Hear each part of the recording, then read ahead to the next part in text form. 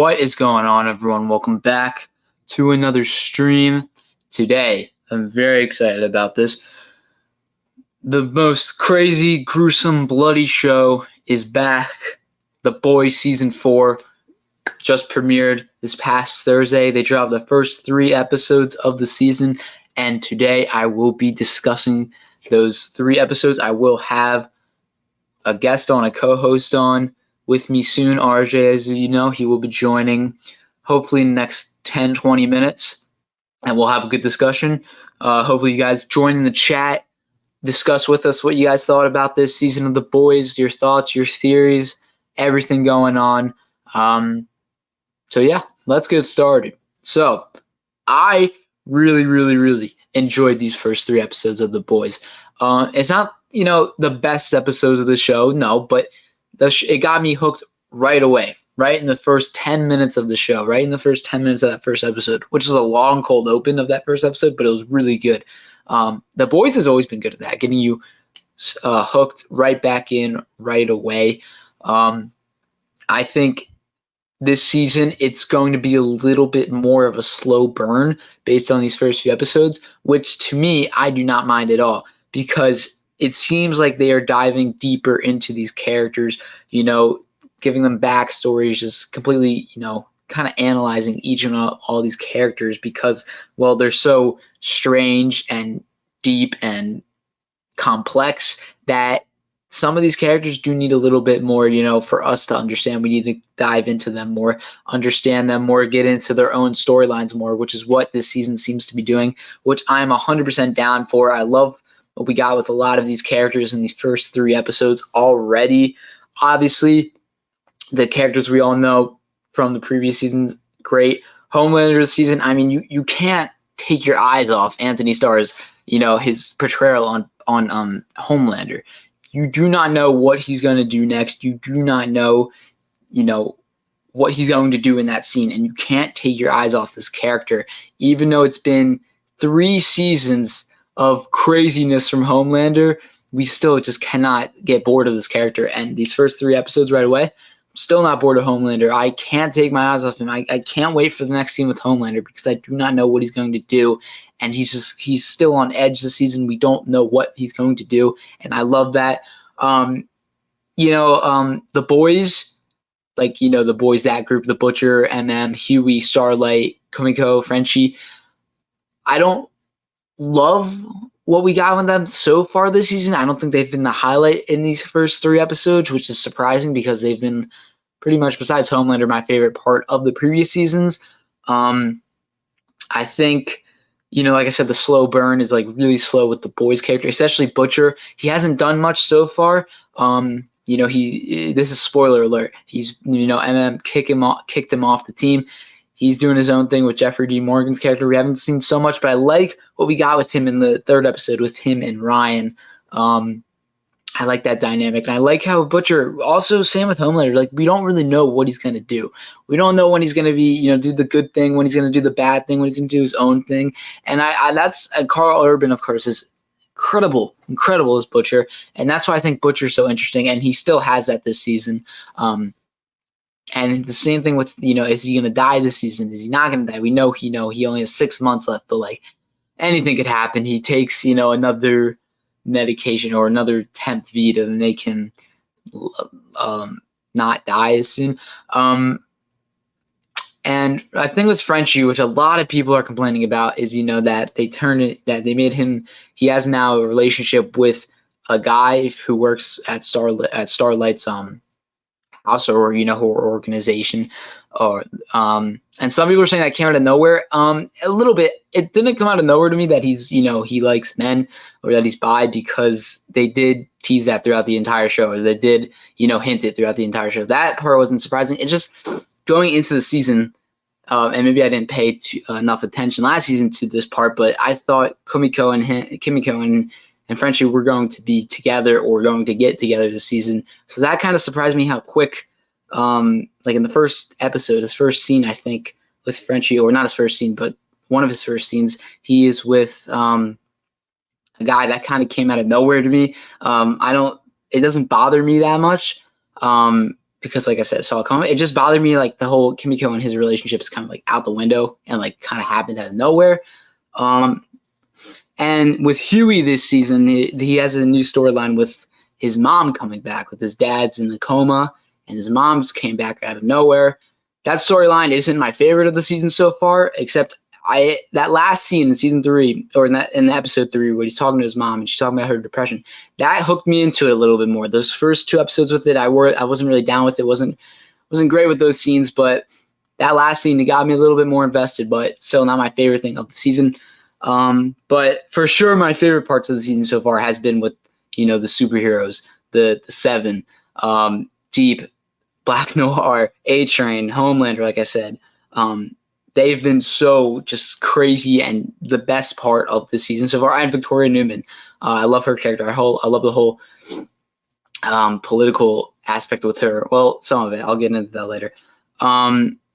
But probably my favorite part of the season so far is the new characters of Sister Sage and Firecracker. They have been a pleasant surprise. Every time a new character comes on any show, I get a little like defensive. I'm like, I don't know about these guys. I want the screen time to go to the characters I already know and love. But the boys, every season, they always bring in someone new, and you just every season, at least in my opinion, you get hooked onto them right away. You're like really interested in where they're going this season, what they're going to add to the show. You want to see them more. And Sister Sage specifically, she is a great part of the show. I love everything she's added to it. She brings she's a whole different character or a whole different superhero than what we've seen in this show.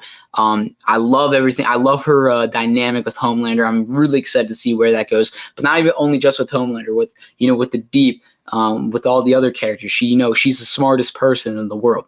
So like she has her own planet, and I every time she's on screen, like I can't wait to see what she's gonna do, what she's gonna say.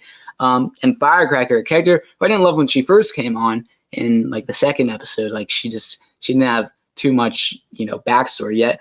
But then in the 3rd episode, that scene with her and Annie and how they have a history, her and Starlight, that was really, really, really cool. That got me really, that scene, first of all, acting was great. But that scene really got me, kind of like, I understand where, not where she's coming from. I understand why she is why she's doing the things she is, because that great scene she had with Annie and the whole backstory they have, which, like I said, the best part of the season so far is how they're diving deeper and deeper into not only the new characters, but the old characters, having us understand, why they are the way they are. And I really enjoying that so far. But let me check on what's going on in the chat. What's going on, Nader? How you doing? Connor, what's up, man? It's been a while. Yes, this season I've been digging it. Darth Chosen, what's up, bro? Frank, what's up, man? Thank you. I do think another major character. Oh yeah. Well, first of all, nobody's ever safe in this show. Nobody's ever safe in this show. But yeah, I think I'll get into this a little later with RJ, but not everyone's safe, and I have some theories on who I think was cut this season. I love the new, that scene. What scene I'm talking about after Homelander tells A-Train, Deep, and the new Black Noir to kill those Homelander fans, and Black Noir, obviously it's a new Black Noir, and he's like, what the hell? That was really messed up. And it's just like the complete opposite of the Black Noir we know. That scene was so funny. It caught me off guard. I did not see that coming at all. But yeah, he's really funny. I'm excited to see more of him. He was really good. A-Train. Let me get into A-Train. A-Train. I've always been a fan of A-Train. Even when he was bad, I just enjoyed his character. But what I really enjoy what they're doing, and they set it up last season, and I knew they were going to keep going with it this season, is this A-Train redemption arc, which I'm 100% down for. I think it's deserved. It should happen if they do it right. They're definitely doing it this season. He's already helped out Annie, Huey, and MM. I love that he's hopefully going to be a part of the boys, because I think his redemption arc is really, really, really great.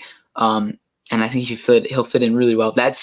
And that opening scene, and I think it was episode 2, when he's filming his movie, and then Will Ferrell, of all people, show up. That was hilarious. This show, it's still as funny as ever, this show. The comedic beats as well as the drama, it's so funny. Like it just doesn't. Sometimes it just knows when to not take itself seriously, when to be, put this random actor in, and it's so funny. That scene I think was probably the funniest scene because it's like Will Ferrell and they're doing this Blind Side parody. It was really fun. Yeah. Oh yeah. Homelander, like that's what I'm saying, man. You don't know what he's gonna do next. You don't know what the Homelander, like they're all glazing Homelander this season pretty much because he can kill them all. So Homelander tells Deep to go below A-Train, and he goes to do it, and then Homelander's like, stop. But that scene was crazy. Like it was funny, but it was like crazy. Like this show goes like the craziest places, and I didn't know if he was gonna do it or not. I was like half watching. I was like, I don't know if I want to see this. I was like, thank God they didn't do it. But that scene, it was crazy. You can tell Homelander already killing the OG. Yeah, because he won't even be quiet. Ryan this season, a character I haven't talked about. Ryan, Homelander's son. First of all, his voice is so squeaky, man. That just kind of bugs me a little bit.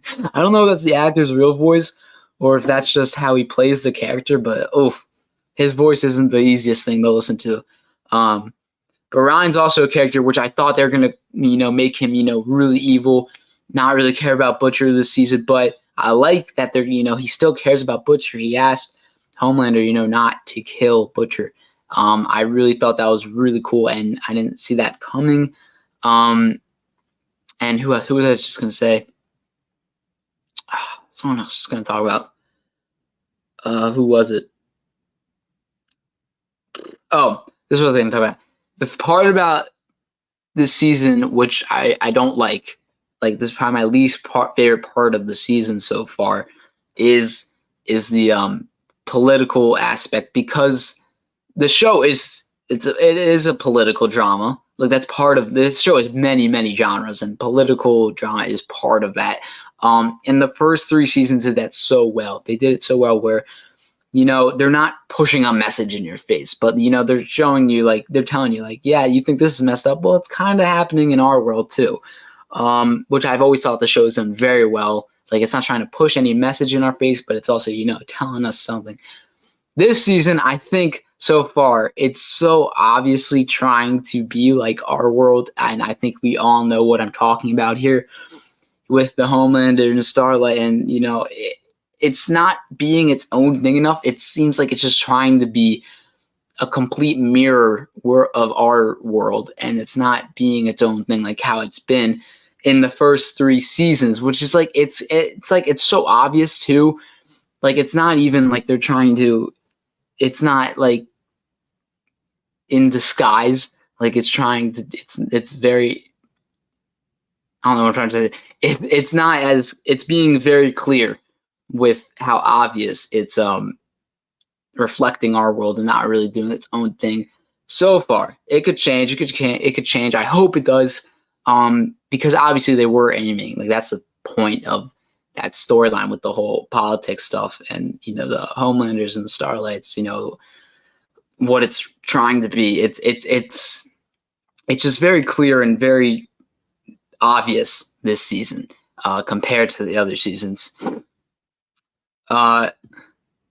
A-Train is definitely on a character arc. He'll probably become a hero to his nephews when he fights against Homelander. Probably dies, assuming when Homelander eventually goes crazy upon him. And yeah. I mean, I do think they're not trying to psych us out with the A-Train redemption arc this season. We've already gotten a lot of hints, and he saved Huey in that 3rd episode. 3rd episode is probably my favorite episode of the 3 we got. We had like everything in that. We had the comedy, the humor, the superhero action stuff, the suspense, still the character development, the stories were going deep. Deep. Speaking of deep, let's talk about the deep. A character who's never been my favorite on the show. He's still not my favorite. The stuff with the squid and the animal, it just obviously I think it creeps out most people. But he's funny. He's definitely an entertaining character, and he's still entertaining this season, he finally stood up to Ashley, which I really liked because Ashley's also pretty annoying. But the Deep's finally like, and because of Sister Sage, who's so good. She told the Deep, you're a superhero. Why are you letting this human, tell you what to do? Why are you letting her walk all over you? And he's like, you know what, you're right. That's why I like Sister Sage so much. Like she's letting other characters, move forward or backwards, but it's entertaining to watch. The octopus this season. I like the voice actress for Tilda Swinton, right? And I hope that octopus stays in its cage or whatever it's called, because I don't want to see any more Deep octopus intimate scenes, and we'll just leave it at that. But the Deep, I hope the Deep is a character they don't redeem. I think they should make him like still bad. They can't redeem everyone. They won't redeem everyone. We don't even know nobody's even fully good on this show. Well, there are fully bad, but there's a lot of not fully good, not fully bad characters on the show, which is why it's so good. There's so much, like Cobra Kai, there's so many gray areas with characters in this show. The Deep, I hope they keep him more on the bad side, because his redemption is like, that wouldn't really make sense. It hasn't been teased, hasn't been set up. Like, you can have him fight Homelander, but don't redeem. I don't want to be like a part of the boys, like how they like what they're hopefully doing with A-Train, which I think that works. Yeah, the Deep is not my favorite either. But yeah, guys, RJ will be joining soon, and we'll get more of a discussion going on there. But tell me in the chat what has been your guys' favorite part of the season so far. Some of your theories this season of what's going to happen. Oh, also, boys just got renewed for season 5, and the creator said it is the last season. I honestly think this should be the last season. I think they might be pushing it too far. Obviously, we don't know what they're setting up this season. I hope this season isn't just a setup season for the final season, which is most cases with the season before the last season. I hope this isn't all just set up and we have to like wait for everything next season. I hope they get a lot done this season. But yeah, I really do think this should have been the last season. I think, you can't keep letting Homelander get away. You can't, Butcher's like gotta die soon. You can't, and you can't, and Homelander's like, and you can't have the show without Homelander too. So you got to kill off Homelander soon, but the show won't be good without Homelander or Butcher, who they both got to go soon. And like a season without either of them or even one of them, it's like you can guarantee it's not going to be the same show. It's not going to be as good because they make this show. So yeah, Soldier Boy, yeah, they could bring him back. I think they could still bring him back this season. This season, I think, should just be longer than 8 episodes and have it be the final season. Do you think Sam and Kate will show up in the next episode? Well, we know they're in this season, which I'm very excited about. I'm a big Gen V fan. That show really took me by surprise. I wasn't expecting much with that show, but it was a really pleasant surprise. I got attached to those characters. I love those characters. I love how it tied in to the boys, but with also doing its own thing. And I'm excited to see some of the characters. We know Sam and Kate will be in this season because they're in the trailer. I don't know how big of a part they will have. I think they'll be in the next few episodes. I don't think they might be saving them for the finale maybe, but no, I don't know how big of a part they'll have, if it'll be like a 1 episode thing, multiple episodes. But I think sooner rather than later, that's what I'd say. And I'm excited to see what they bring to this show, because I really like both of their characters. They're very edgy characters in Gen V and at the end of that season, and I'm excited to see them. What they're gonna do this season, if they join the 7, what's going on? One of them joins the 7, I don't know, but I'm very excited to see them show up. I thought Sam potentially gonna be the new Black Noir, but that definitely, he's got the strength. He's got the strength, and he is more of a quieter character, so he might be better than the new Black Noir. The new Black Noir is so great. That is so funny. Like whenever he talks, it's just like, this doesn't match, the costume and this guy's voice. But it's really funny what they do. I really hope they don't set up A-Train's redemption arc, but make him still loyal to Vought, like in season 3 when he ratted out Star. Yeah, I mean, I think that was still early on in the A-Train redemption where he was still trying to suck up to Homelander like how most people are. Now I think A-Train he just wants to be out of that all, he doesn't want to be, Homelander's, just doing everything Homelander tells him to do. They're all scared of Homelander. He wants to be out of that, I think. He wants to set a good example for his nephews and his brother. He wants that relationship back with his brother, and he's got to redeem to do that. He can't be doing these bad things and, being a bad guy to do that. And I think that's what he wants the most. And, he wants to take down Homelander. And the way to do that, the best guess is to join, MM and the boys and Huey and Starlight, which is why he helped them out already. And yeah. I hope Soldier Boy comes back soon. He added so much to the show. He was so cool.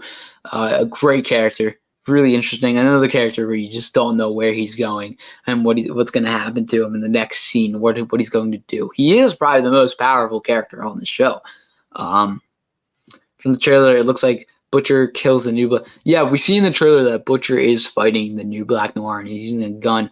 We don't really know how much skill this new Black Noir has. Definitely not as much as the original Black Noir.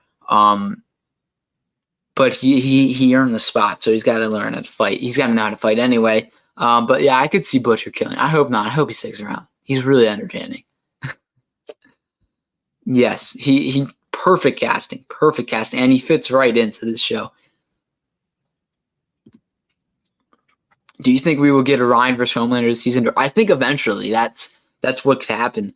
I honestly, it's so hard to theorize with the show because anything you think is going to happen is just completely thrown out the window and they do something completely different. I could see Homelander even killing Ryan.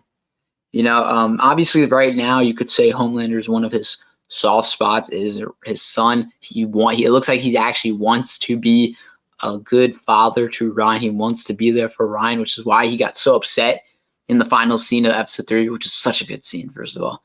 And the scene with the mirrors and all Homelander's personalities, and we're digging in deeper into Homelander's past and where he came from this season. That's what I got from that last scene. We're gonna go to the lab where he was created. We're gonna learn more about his past, or his upbringing, which I'm 100% on board for. Any Homelander content, and even Homelander content of him coming of age and becoming the man he is now. I'm super on board for. I think it seems like they're doing a Kimiko backstory this season and more of her and Frenchie a little bit, but I'm really more on board for the Homelander side of that. I feel like the Kimiko and Frenchie part of the backstory, we've seen that so many times. The Frenchie stuff with the girl, I forgot her name, who used to be his boss and used to make him do all those awful things. I'm not really that interested in that, and I never have been throughout the whole show. But Homelander stuff, Butcher stuff, MM, one of my favorite characters. I love that he's a leader. I love what they're doing with MM this season. He looks good this season. He obviously lost a lot of weight. He's got just a mustache now. He shaved the beard. A lot of people think it's a different actor playing him. No, it's still the same actor. But I like that he's the leader. And I like that he's being, you can see in these past few episodes, he's becoming more like Butcher because he is the leader of the team now. And that means, being a little bit harsher, making the harder decisions. And I like seeing that out of him. Butcher tells him he's dying. And I'm still like, nah, you got to go. It's not working. Which could end up biting him in the ass. And I think Butcher will obviously end up coming back. But yeah, I really like what they're doing with MM this season. Yeah, this is no argument here. Omni-Man would kill Homelander, and Superman would kill him, but Superman would kill all two of them. What's up, Tristan? How you doing? So yeah, as we wait for RJ, let's keep going in the chat. Oh, this was a really, really funny scene. Or not funny. It had everything in it. The ice skating scene where the ice skating dancers and Homelander and Victoria Newman's there and Sister Sage and then Huey's in the vents.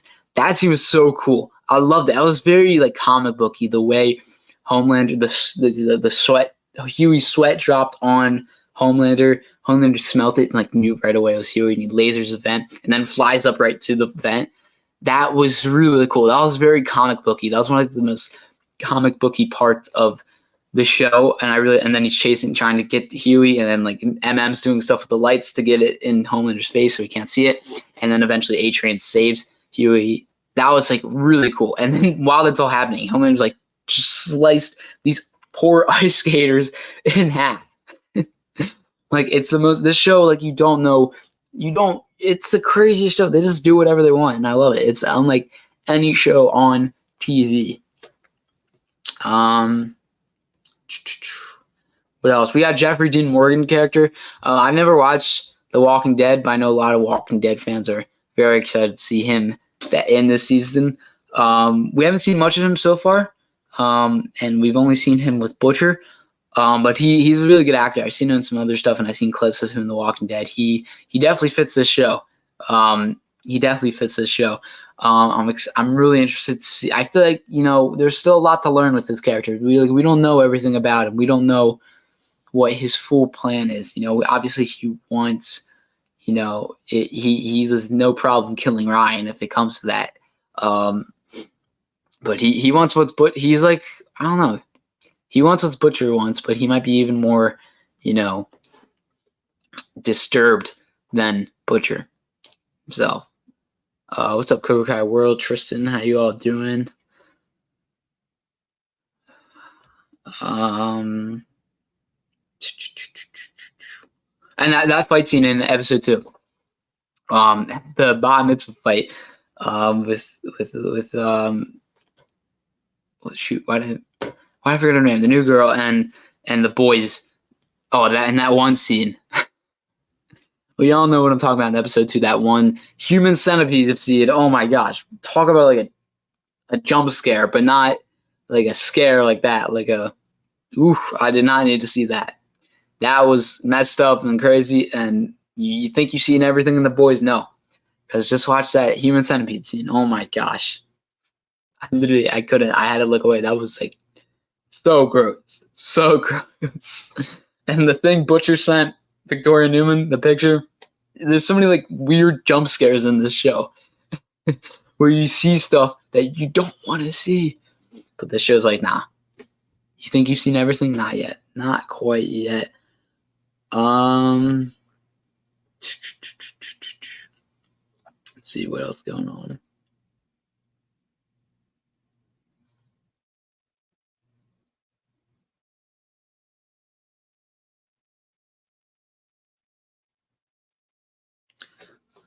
And Ryan already has one of his first kills.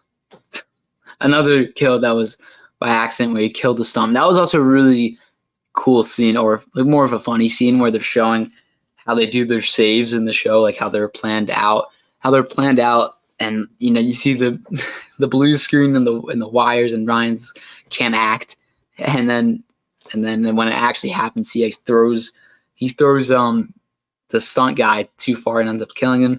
And Homelander, he shows up, like he can't even let his son have his own spotlight. Like he's always got to be in the spotlight. Like he doesn't want Ryan to go off on his own. He wants him to be homeboy, which is another funny scene. He doesn't want him to be his own superhero. He wants him to be, a Homelander sidekick. His own son, he doesn't even want to, have the spotlight for himself. Homelander, he's such a messed up character, but we can't take our eyes off him. He's so good. Yeah, the show does not hold back at all. And sometimes it's worth it seeing it. Sometimes I could go on without seeing that. Oh, what are your thoughts on Homelander aging? Yeah, this is what they've been focusing on a lot this season. His, Homelander is being very he's very focused on the fact that he's getting older. He's getting gray hairs in areas. We got that in his first scene of the season in the bathroom. I really don't know how old he's supposed to be, like for him to be worrying about that he's getting older. Like that never really you know, I never really thought about that. That Homelander's getting old and he needs to pass his legacy on soon. That never really stuck out to me, but he's really self-conscious about that this season. And we got to see Homelander for the first time, like him not in his superhero suit and him not naked. He was wearing, the Marvel disguise suit, the hat, and just a t-shirt when he showed up to Sister Stage's apartment. That was so weird to see. Here, I have a picture. Yeah, this was so weird to see. Talk about things you thought you'd never see in the show. Focuses.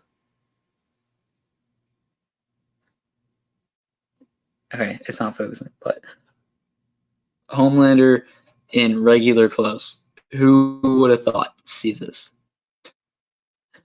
This is also a jump scare. Like, what? Is that Homelander? He's not wearing his normal stuff. Homelander is one of the best villains of all time. 100%. Top 10 easily, maybe top 5. You just don't know what he's going to do next. Like, look at this. Look at that smile. Like, Anthony Starr, he was born to play this role.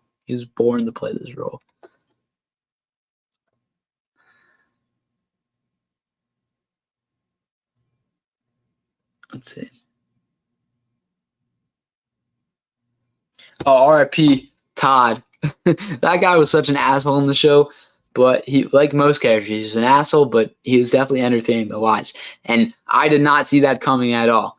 Him being killed like that in the first episode of the season, because he was the one that started cheering in the season 3 finale when Homelander killed that guy. He was the first one to be like, yeah, and have Homelander be the one to be responsible pretty much for his death, to tell the A-Train Deep Noir to kill him. Crazy. And it was all Sister Sage's plan. Like, I just love what she's bringing to the show. She might be one of my new favorite characters. She might be one of my new favorite characters. She's definitely my favorite new character from the show. Yeah. I mean, Todd, he deserves to be punched in the face, but he's an entertaining character.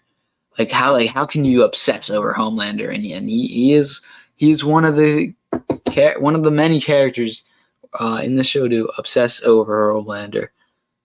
Firecracker seems to have an obsession with Homelander.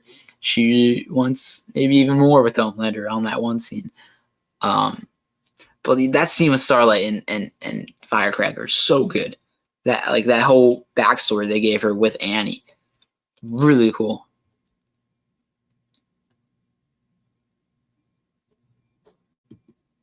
Yeah. Well, the new Black Noir was like, what the fuck did we just do? That scene caught that was so weird. That was the first time the new Black Noir talked this season, and it was so funny. So funny. Obviously, I don't like her. I'm not rooting for her, but I'm really into her character this season. I like that whole scene with her and Starlight. That really got me invested in her character, and kind of was like, okay, I kind of understand why she's like this. She's not just like this to be like this. She has, history with Starlight, and it's not the greatest. But I don't like her as I'm not rooting for her, but I'm really on board with her character. I really like her presence in the show. Top 5 boys characters. Whew, that's a good one. I think one's got to be Homelander. I mean, I know it's an obvious pick, but I cannot wait. Any scene with Homelander, I'm locked in. I don't know what he's gonna do.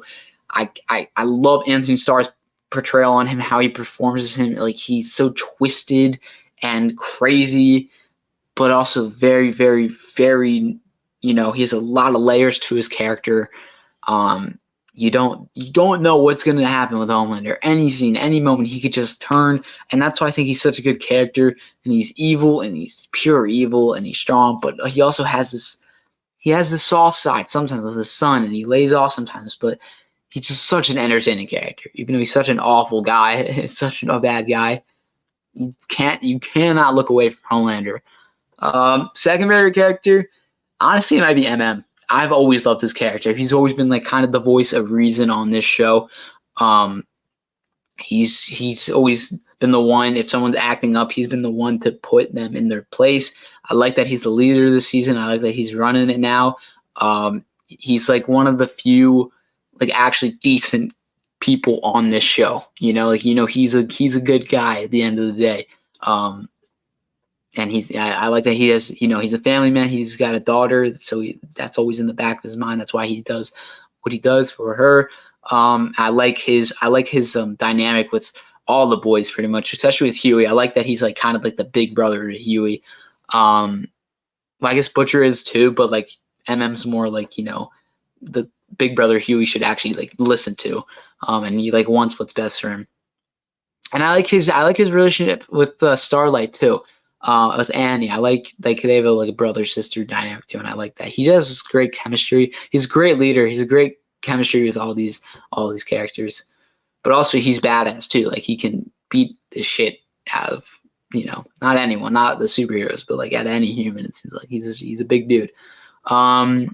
Third, probably Butcher. Butcher's just he's the star of the show. Love his lines. Love the way he talks. He's a super funny character with some of the shit he says. Like so out of pocket and great. But also like Homelander, you don't know what he's gonna do next. You don't know his next move. You never know. Is he really being good, or is he just using it to get what he wants? Is he really that bad? He has a great backstory. Great. I love his relationship with Huey. Like you can tell he really loves Huey because he sees his little brother in him, but like also like he'll like do shit to him if it means moving forward with killing the Soups. But yeah, probably Butcher. Fourth, I never really thought about my top 5. Okay, I know my top characters, top 5. Let's see. Starlight's up there, definitely. I like Starlight's character. A-Train. Actually, I'm going to put A-Train at 4. Like I said earlier, I like this redemption arc they're doing with him. It's very earned. It seems like it should happen because of, his relationship with his nephews, his brother, how he's not as bad as, Homelander and the Deep and, some of these really bad guys in the show. He did some completely messed up, horrible, unforgivable things in the show, but it seems like he's trying to do the right thing now. Obviously, he can't just leave the 7 like that because they'll kill him, but he's doing what he can do to help out the boys of the season, and I like that. I like his character. 5, maybe Huey. Soldier Boy, maybe. I don't think we got enough of Soldier Boy yet for him to be top 5 for me. Definitely not Deep. Maybe Black Noir. No, I think I'll put Huey or Starlight there. Or Kimiko. I like her too. I think I'm gonna put Huey there. Huey in the first 2 seasons I really liked, and after that, season 3, season 4, he's fallen off a little bit for me. He's been a little bit annoying, and he's been doing some stupid stuff, especially in season 3. But I've think I put Huey there. He's kind of all of us. We kind of go into the show with Huey's perspective on everything. So we're kind of like Huey going into this. And yeah, he's a funny character.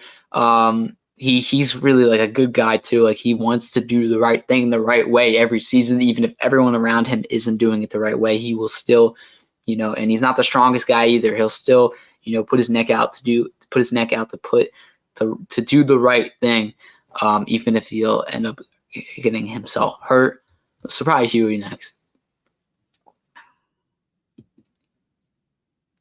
He has the best. Homelander is for sure my favorite. He has the best moments. And when you think of this show, you think 100%. He is the face of the show, which is why I think you can't have the boys without Homelander. And like I said, I think this has got to be the last season. It'll only make sense for this to be the last season without it, going too far, without it, not going out on top. And Homelander's got to die soon. If at the end of the season Homelander gets away again, I don't know. It's going to be the same thing over and over again. But I'll trust the writers, the creators, everyone behind this show because they haven't let me down yet. Yes. Oh my God. I love that scene in episode 3. Episode 3 was such a good episode. That's so much good stuff. So many great, one-on-one scenes with many characters, and just a lot of character development in that episode and a lot of character storylines in that episode. And this was definitely one of my favorite scenes of the season so far, when Ryan and Butcher are playing foosball. And, Butcher's finally getting somewhere with Ryan now. Ryan's he's not fully with his dad. He's not fully with Butcher. Like, he's in the middle, and Butcher kind of is leaning him over a little bit. I like that Butcher didn't poison him, or do whatever he was going to do. That's like the signs of Butcher where you can see like he's a good guy deep down. He just doesn't show it all right, and he doesn't make the right decisions all the time. But there, he did do the right thing. And he had like a very human moment where he was like, I am scared, I am dying, and I need you, and I need to make sure before I go that Ryan will be okay. So that was a great Butcher Ryan scene, a great Butcher scene, best of the season so far from Butcher. Yeah, Soldier Boy was for sure the best part of season 3, 100%. He was really funny, and like I said, you don't know where he's going.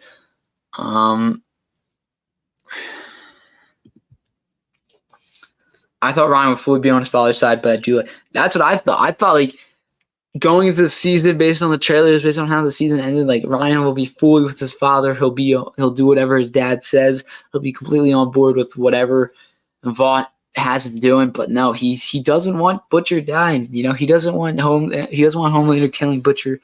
He wants Butcher to be okay, which I think is really sweet, really cool what they're doing. It's really dangerous for him though, because Homelander could just get sick of him after he keeps talking about Butcher. Homelander might just lose it and then kill Ryan. That would be really dark, but we know this show goes to really, really, really dark places, and I think it could end up going there. But yeah, this show, like I know a lot of people didn't love these first few episodes, which I'm a little bit, I don't really understand why. I think, obviously there weren't anything, too special. There weren't anything that the boys has never really done before. But I thought they were fine first episodes to get us to jumpstart into the season. I'm glad they released 3 episodes at once. I think that was a great move on not just doing 1 and then 2 and 3 every week. Now it's going to be weekly, which I'm excited for. I like that we can just digest each episode weekly and then theorize what's going to happen next week, what's going to happen the week after that. I thought these episodes were great. I thought they did their job. They brought us back into the show. They brought us back into these characters so smoothly, and we got hooked. At least for me, I got hooked right into them right away. And yeah, I'm so excited for the rest of the season. We got so much to look forward to this season. So many new characters to look forward to, so many old characters to look forward to, so many twists, so many turns, so much action, so much blood, so much crazy stuff that we're not even going to think it's going to happen, that's going to happen. And yeah, obviously I'm stalling because RJ's late, and we're just waiting for him to hear his thoughts, but he'll be on soon, hopefully. Kind of wish Cobra Kai did weekly episodes. I agree with you. I think for the last season that'd be a little cool, so we can like have it even longer and digest each episode and appreciate each episode as it comes out. That's what I think Amazon Prime does so well with all the shows they put out. They're all weekly, like Invincible, The Boys. You get to appreciate each episode more than if it just all comes out at once. Amazon Prime's Video has been putting out some killer stuff lately. Like they might be the best streaming service of the year. With The Boys, Invincible. I haven't checked out the Fallout show, but everyone seems to love that show. Reacher, I heard that's a good show. I watched the first season. I still have to watch the second. That was a good show. Which season had the best episode 1? Just a good question. I was thinking about this to myself earlier. I just remember season 3, episode 1. The way that episode started with them all at the movie premiere for the Dawn of the Seven movie, and how Huey's on the red carpet with Homelander. I always think about that scene when I think about this show. And I remember that episode just got me, like, that was the first season I watched when it first came out. Like, I watched 1 and 2 together, and then waiting for season 3, and then that episode came out, so hyped, and it was such a good first episode. I think season 3, in my opinion, had the best first episode. really just because how that episode started. I remember so well done and how it was so cool. I remember the music playing on that red carpet with all of them, and it was really, really cool. And episode 1 of the first season too. It actually, you know what? I'll probably give it to episode 1 of the first season because like it's a great first episode. It gets you hooked in the first 5 minutes when A-Train runs through somebody. He runs through Huey's girlfriend. Like that just sets the stage for what the show is gonna be. Like that scene. That's actually like when you think of the boys, I think most people go and think about A-Train running through Huey's girlfriend. That is, I think, what the like one of the defining scenes of the show. Yeah, I think the boys does have great episode 1s for each season. Here he is. What's up? What's I up, had bro? to run back out because my mom needed something from the store. Pissed me off, but Nah, that's cool. It's cool. Are you good now? yeah. I'm about to pull up at my house, but I'm not driving yet. I just wanted to pop in because I'm down the street. But yeah. All right. Well, we're just talking. We've been talking about season 4, the first few episodes. Do you want to talk about what you thought now, or do you want to wait till you get home? Okay, I guess we'll wait. Wait, can you hear me? Yeah. All right, cool. But yeah, what do you think about the first few episodes? Yeah. Well, so like I've been saying, I thought they were a great first 3 episodes to get you hooked right back into the show. I was hooked right away. I think, the new characters were the highlight of the first 3 episodes. Sister Sage, I think she was a great addition to the show.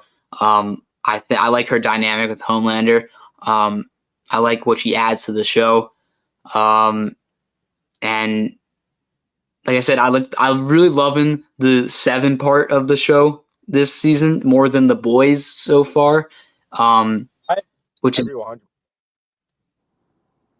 which is usually not the case in previous seasons. I'm always more hooked with the boys rather than the 7, but this season they've just been so entertaining and like so twisty and turny with what they're gonna do, what Homelander's gonna tell them to do. Yeah. So what about you? What do you think? Thoughts so far? It was very different. I like that it was different from the norm. You can tell they had a bigger budget this season with the photography and the makeup and the VFX. They definitely had a bigger budget. So shout out to Amazon. It doesn't look like a streaming service show. Mm-hmm. Because that's my biggest problem with Netflix and even stuff like Hulu. They look like it doesn't look real, plastic on the screen. You have stuff like Game of Thrones and House of Dragon on HBO. Yeah, you got HBO shows that look crisp on the screen. It's the perfect cinematography. So it looked. I liked how they did the film aspect of this season, but before I even get to anything about the season, seeing Homelander without the suit on, in normal clothes was really weird. I was that's what I was thinking. He's wearing normal clothes. He's wearing the MCU disguise with the hat and the normal clothes. He reminded me of Cap in Winter Soldier. Yeah. This is so weird. This is so weird. This shouldn't be real. Because he's either naked or he's in a superhero or he's in his costume. He's not ever in this. Yeah. She just opened the door and he was wearing that. Yeah, what I love about this season the most is the parallels between Butcher and Homelander. How Homelander's afraid of age. Homelander's afraid of aging and Butcher's basically dying. And it's they go back and forth and showing how both of them are dealing with the fact that, they're going through their shit. And with Homelander, he's so afraid of aging, he had to interfere with Ryan's first save. Exactly. Yeah. He couldn't give his son the spotlight. His own son. Damn. It was just crazy. But This season's really, really, really good. I'm enjoying it. I think people are kind of over, like, kind of hating on it a bit, in my opinion. Like, 100%. I've seen some opinions out there regarding some characters, and like, I'm not gonna dive into the whole Frenchie stuff because I feel like Yeah, people are kind of we'll like, get into that. Like, why? I think we're on the same page with that. That we don't really I'm mind like, what they did. y'all know Frenchie, like the dude's kind of a Yeah, freak. I mean, yeah. I'm just saying. They've been showing this the previous season that he's been talking about it. Like, dude, like in season 3, bro, like the Hero Gasm episode, like they Yeah, just like twice. Like says it and Butcher say it. Like, dang, yeah. Frenchie would love this. Like, I that love implies this. that Frenchie's a freak. Like, come on, bro. Yeah, Like, he shoots but like, both ways. I get that people wanted him to be with Kimiko, but like, listen, this is the boys, not Cobra Kai. Your ship is not gonna. Your ship is not gonna happen. Like, Yeah, I feel like that's a breath of fresh air because when we watch like film and TV shows, like we expect like the couple that we are shipping hard to like get together, but like hmm that's not gonna happen every time, and that's yeah. And then like I see those some of the sides where people are coming from with that because I know going into the season I was just expecting them to be together or for them to get together just because it seems like that's what they were yeah. setting up I last yeah, season. it did seem like they were gonna set that up, especially last season. Like I can completely understand that, but Yeah, it's and like then like his first scene in the season or one of his first scenes, it's like he's with a dude. It's like that's kind of like you're completely throwing away the other thing, and this like I, and I will they say it does talk about come out of nowhere. Like it does come out of nowhere. Like his relationship, not his sexuality, so to speak, but like his relationship yeah with the dude comes out of nowhere. yeah. Like if it was with another girl, I'd say the same thing. Like if it was with a girl, Yeah, I'd say for like that sure. came out of nowhere. Yeah, I Yeah, don't care that he's with a dude or a girl. It's the fact that like that scene in the car with Frenchie and Kimiko where she's like, you should be with someone else. I think that scene should have happened before we see that he's in a relationship with someone new because like it really just hits you out of nowhere. Like he's with yeah. someone else. But I love Sister Sage. Yeah. I like the dynamic with Homelander. Like hmm that, it's so good. Like Yeah. I love that scene where like he visits her and like she's telling him basically like how to do his plan and execute hmm it. Like this is a breath of fresh air for the show. Yes, 100%. Because like, there's finally someone that like is not scared of Homelander, and like that Homelander listens to. It's like that scene where Homelander's having a meeting with the Seven, and he tells Ashley to leave, and Ashley's like, "Am I fired?" And Homelander looks at Sister Sage, and she's like, "No," and then he says, "Oh no," like he's like Yeah, listening like to her. he looks at her, he's listening to her. It's like wow, this is Yeah, weird. Like dude, yeah, that I part think. where he like he tells the Deep to like Oh, I was like, wait, what? we're Like, like, is they actually gonna do this? Like he was this close, and I was like, "Oh, thank God." what? I was like, all right, please tell me this. And then did you see Ashley's face? Ashley was into it. Oh, I was like, what But the this hell show is is so wrong? freaky, man. Yeah. She was giving that Zendaya look from Challengers. Yeah, yeah. I was like, yo, That's what I thought of right away. she had that face, and then like it cuts to like her with the talk show guy. I'm like, oh Jesus, not this from the Yeah. Oh trailer. God. I'm like, this They're is so some freaky, weird. bro. Like, I love the whole. Get me wrong,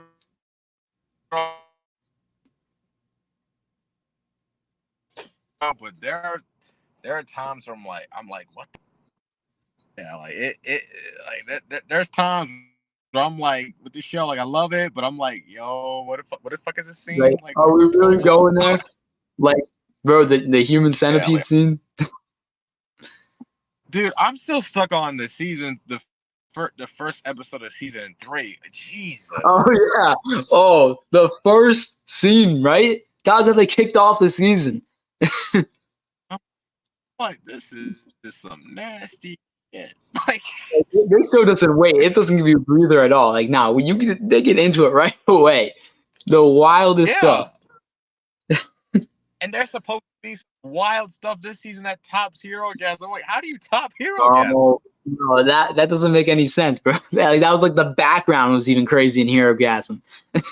Bro, did you see the episode where they're at that con, that conspiracy Yeah. theorist con?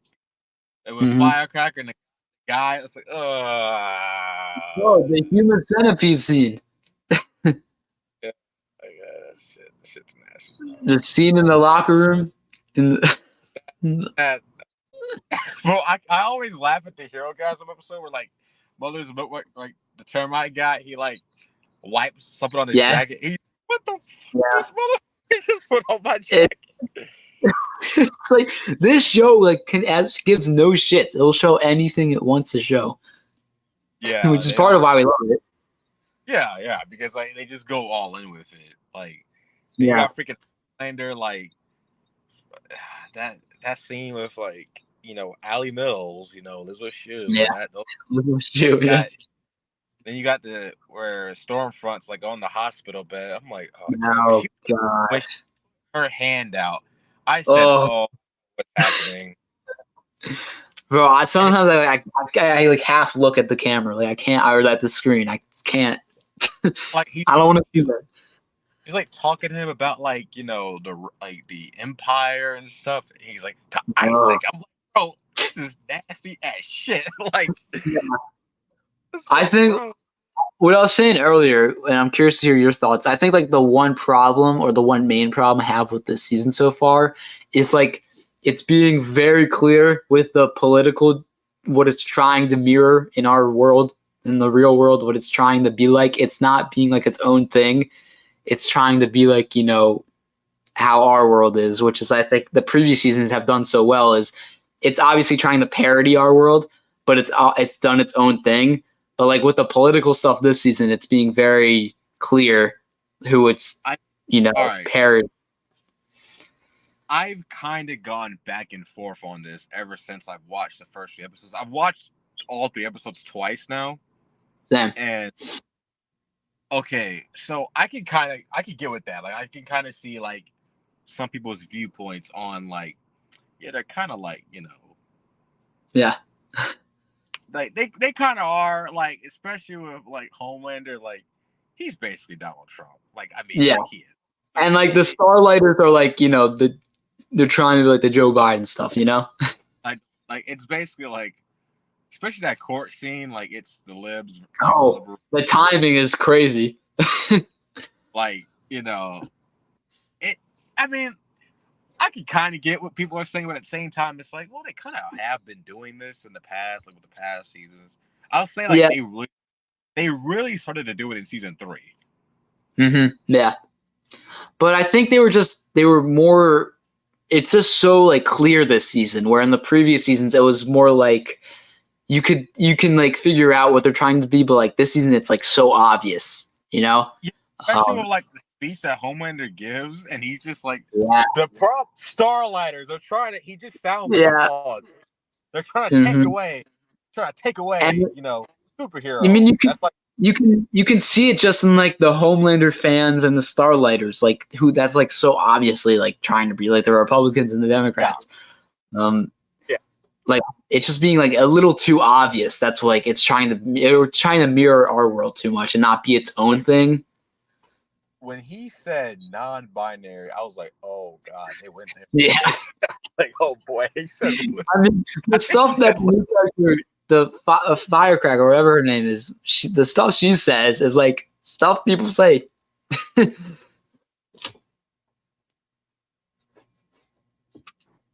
In real life. See, what do you think about her?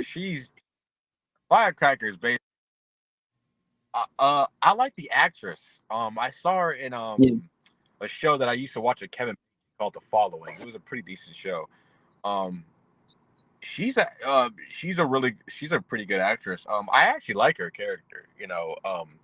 I kind of like how they kind of tell you that she doesn't believe what she says. She's just doing it to get on Vaught's radar and to get back at Starlight, because there's people out there in the world where like they don't believe, like quote unquote influencers or people like political influencers that don't believe what they say. They're just doing it to get like to reach a Clicks, certain yeah.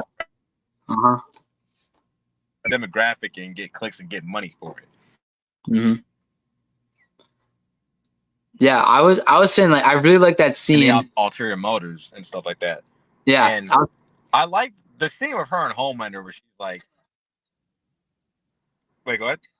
I was gonna say I really like that scene with her and Starlight and like how she has her own history with Starlight and like it makes you understand like more why she is the way she is. Like she's not just doing this to do it. Like she has beef with Starlight. Yeah. And it's Starlight's fault. Yeah, it is because the thing about Firecracker is like I kind of like how. First of all, that scene I can already tell you right now, her and Homelander are gonna probably get get it on. Get it on probably because Mm-hmm. the one thing about Homelander, women are his weakness. So like that scene, especially if they act a certain way. I'll be your most loyal. Like she just said that she'll be his most loyal servant, and she's like anything. Yeah. She says like anything like 10 times in that scene. I'm like, oh god. Homelander gave her a look. You saw that look. Like, oh god, like. Yeah, he was confused at first. He was like, "Yeah, okay," and then like he's like, "Oh, okay." I agree with you. I think. Oh, I never asked you this. How did you feel about the Deep? I was talking about this earlier. The Deep, like I've never been a fan of the Deep. Like I know we're not trying to root for the Deep. That's not what the show's trying to do. But like his scenes, like I just can't stand sometimes. The stuff with the octopus, it's just so weird. It's like too weird for me. Like I'm like that. I hope that octopus stays in its cage or whatever. Like, I don't want that coming out again.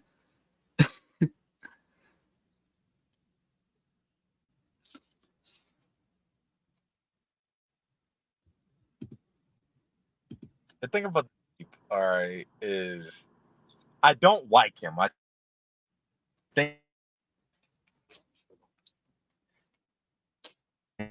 think we're losing you. But I can't help but laugh. He is.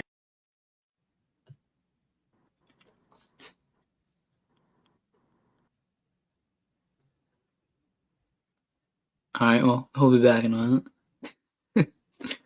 Sorry, guys, about the connection. I think he's driving. Let's see what's going on.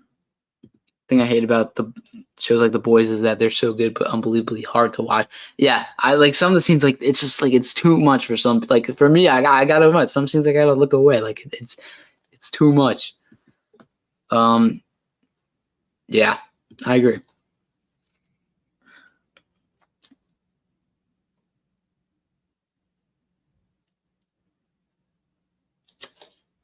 You know, I'm trying to get him back on.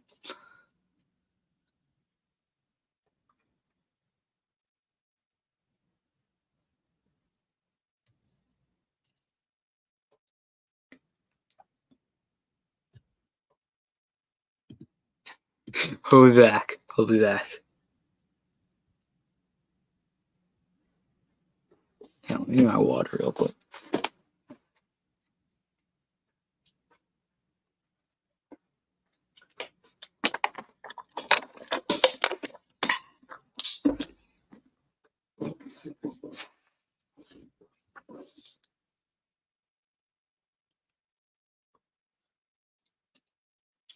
Anyway, everyone is still in the chat. Still put out your thoughts on this first few episodes of The Boys. What have you thought? Theories? What do you expect to happen in the next few episodes? What do you hope to happen? So there were a lot of complaints about this season being too woke. Do you feel no? Like I 100% disagree, and like they're only saying that because of the Frenchie stuff, which is like what me and RJ just talked about. Like some people think that just came out of nowhere, and they're just doing it to do it, to be, to have that representation. But like no, it's been his character. Like that's who he is. Like they've teased it throughout the entire show that Frenchie likes, both guys and girls. I think if you say the show is woke, you just completely missed, what this show is trying to tell you. One of the main, messages of the show. If you think it's too woke, then you're just completely missing that, because the show is like the opposite of woke. It makes fun of a lot of the wokeness of the world. It parodies it. Like it's not woke at all. I think if that's your complaint, then this just isn't the show for you. I think what the writer said about that when he was asked about that, he's like, then don't watch the show then if you think that, because the show can very much piss off a lot of people. And I think if it does piss you off, then it's not for you. But if you get pissed off at stuff like that, then like, come on, you just gotta know the characters more. You gotta know, just look at the previous seasons. Like I can tell you, like this Frenchie thing, while it kind of came out of nowhere that he's in a new relationship, it's not out of nowhere that he is with a guy or that he likes guys like that. I don't know why people are complaining about that so much. I don't think that is a problem. I think they could have executed it a little more or given it some time to have it make a little bit more sense that he's not in a relationship with Kimiko. But that show is definitely not woke. That is not a valid complaint for this season or the show.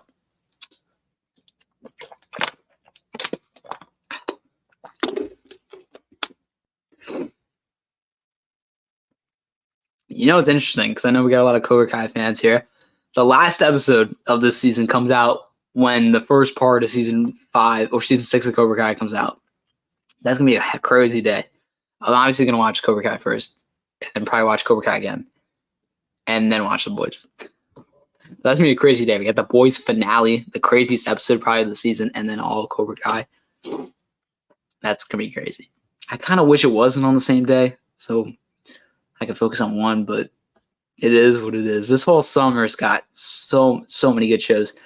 The Bear coming back later this month, which I'm so excited for. Obviously, we got The Boys for up until July 18th, and then July 18th we got Cobra Kai. So much going on in the summer for shows. It's good. It's a good time. It's a good summertime season to watch all these shows. And I know, like, the new Star Wars show I have not watched. I'm not really into it that much. But I don't know. I've heard some mixed reviews on this show. Star Wars is really hit or miss, it seems like. But yeah, this is a great time for television. And for movies, you got Deadpool this summer, Deadpool 3, Deadpool and Wolverine, which is like the movie of the year. Like everyone's hyped for that. I can't wait. I'm seeing that opening night 100%. Yeah, I agree. This season of The Boys having a 55% audience score because of it being, that's crazy. I mean, I don't really.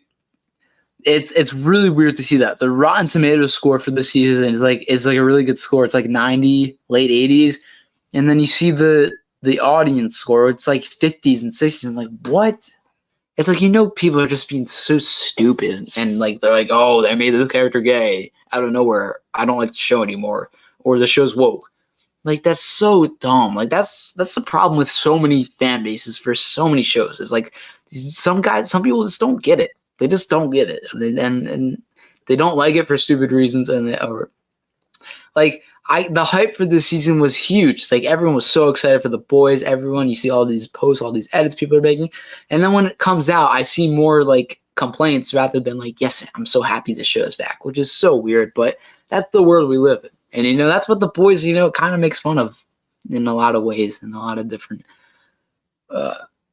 in the show.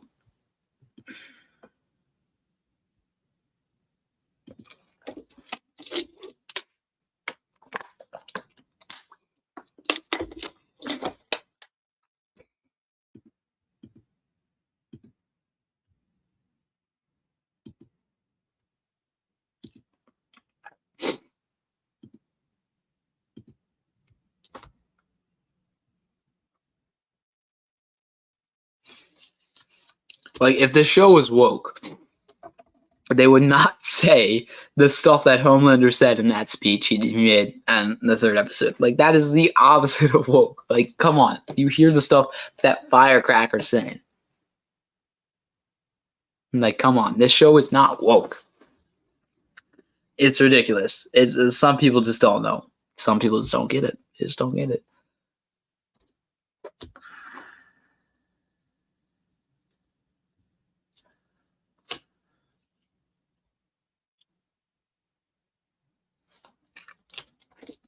Yeah, let me see this audience score.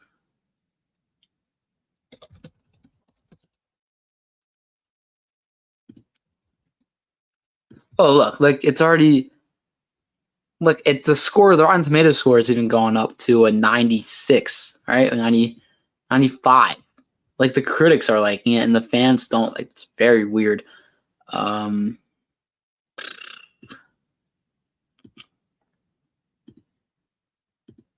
Like look at this.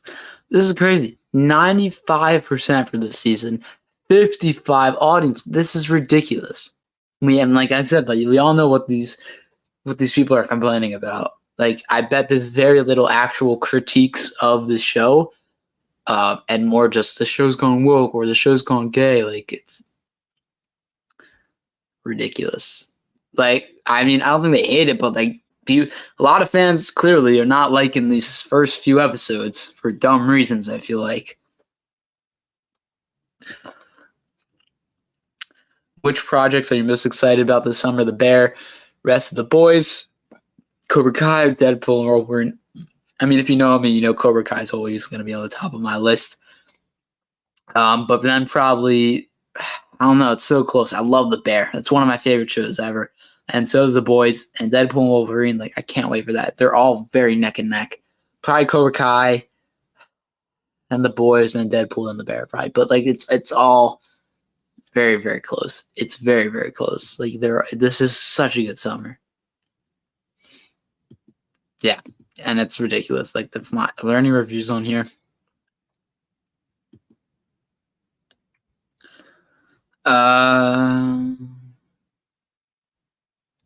Look, this person gave it a 5. He said it's very telling that the people who are review bombing this season have nothing to say other than it's too woke.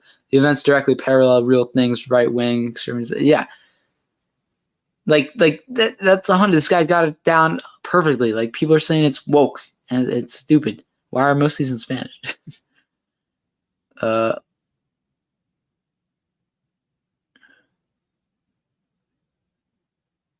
Yeah, so you can just, I'm not even gonna read some of these. You can just see how dumb some of these reviews are.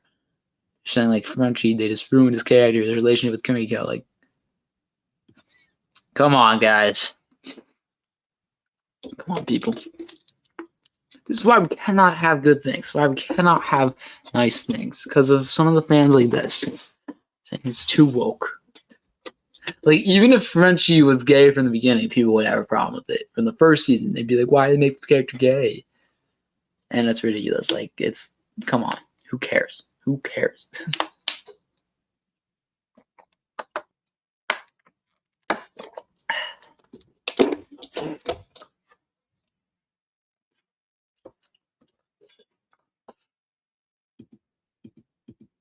All right, well, it appears that RJ is not back quite yet.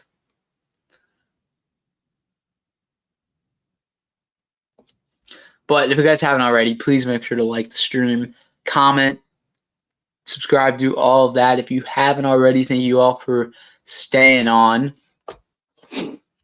While we wait for RJ to get back, we'll have more of a discussion.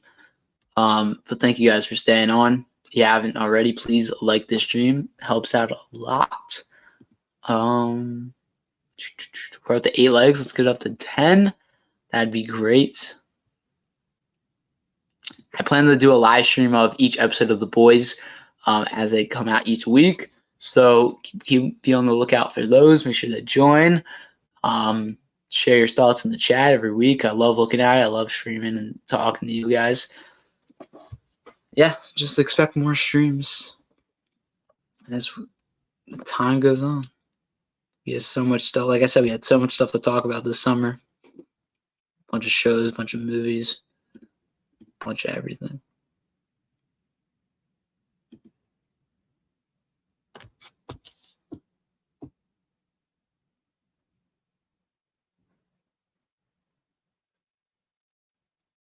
All right, I think RJ's coming on soon.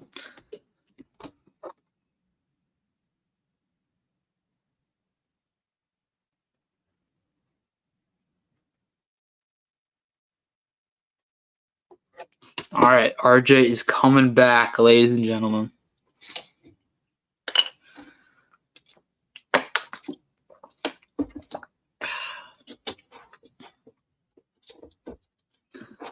It's two woke people are just as bad as me. Yeah. Like, you're not making the show, you're not gonna enjoy the show if you go into this show with that mindset. Like, I'm gonna complain, I'm gonna try to find, if they do this thing, that I'm not gonna like the show at all. No, just appreciate the show for what it's trying to be. Don't let one thing that shouldn't even be a problem for you completely, like, make you hate the show. Or any show shouldn't do that. It's really dumb. It's really dumb. But it's the society, it's the world we live in today, I guess.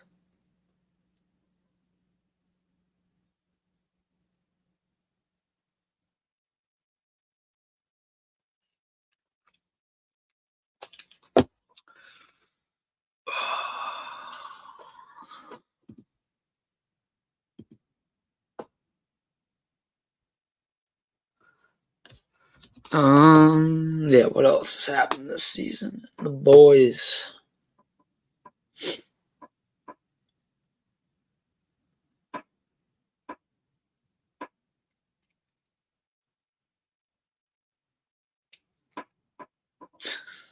I still can't get over this. Homelander in normal clothes, like, this just shouldn't be happening. This is so weird.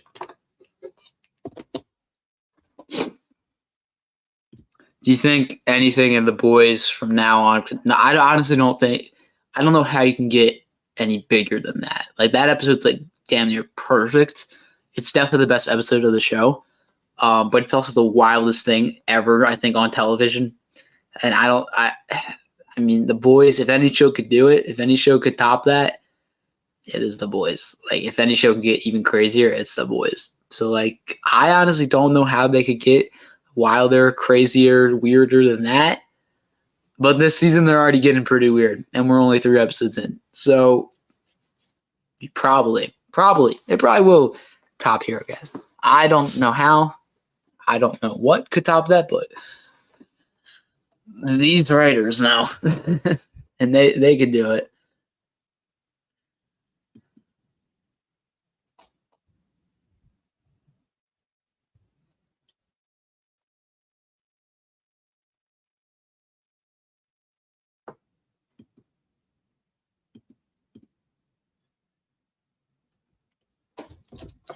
RJ, where are you at, motherfucker?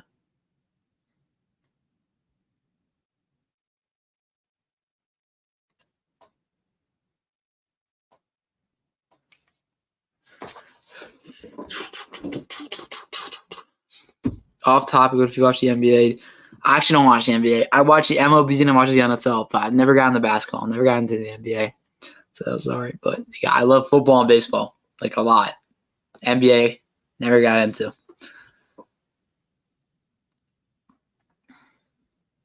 I have some hot takes about the NBA, but that's a whole nother stream.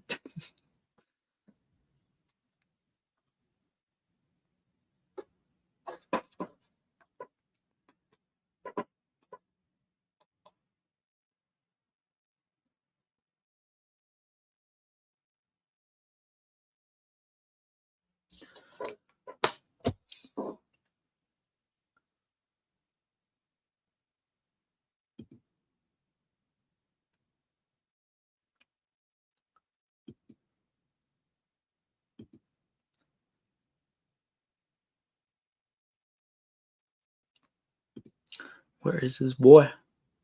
Herogasm is my favorite episode. Just seeing Homelander actually having the fight was so hot. Oh yeah, that was really cool. Hype. Yeah, I figured. Um, um, the Soldier Boy Butcher versus, and I guess Huey versus Homelander. Like, that was like the first time where Homelander, like, really wasn't winning a fight. Like, he felt like he could lose, that they could kill Homelander. That was the first time I ever thought that, and it didn't happen. But, like, damn, I was hooked. That whole episode.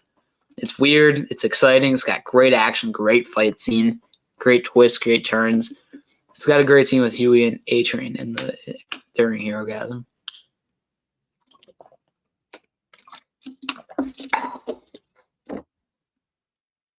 Herogasm is probably my favorite episode of the show.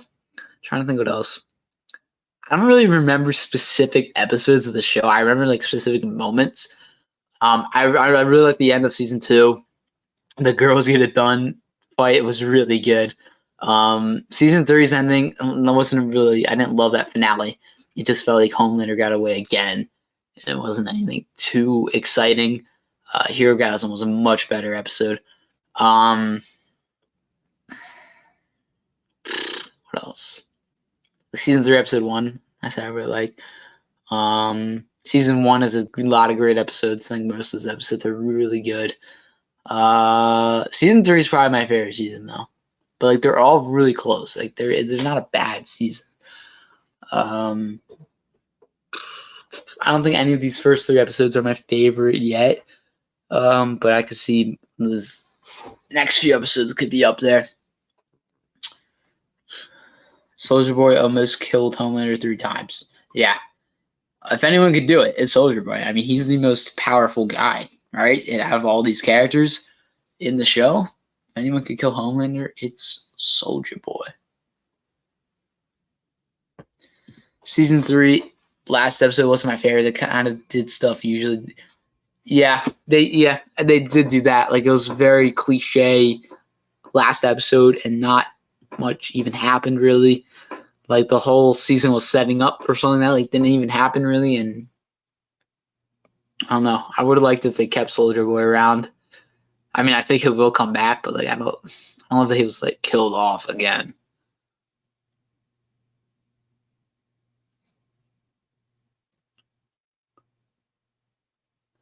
And I hope this season. I hope it doesn't have like I hope, like I said, I hope it's not a setup season for the last season. Like, I hope they like kind of close off some stuff this season. Like I said, I think this should just be the last season. I think it should just be the last season, but it should be more episodes, and it should be the last season. I think that's how you go out on top. I'm not sure how you could do a whole other season, especially if one of these guys like should die this season. Put Homelander or Butcher, like one of them got to die, but also the show isn't the same without them. Like it's a really tricky spot. It's a really tricky situation they're in.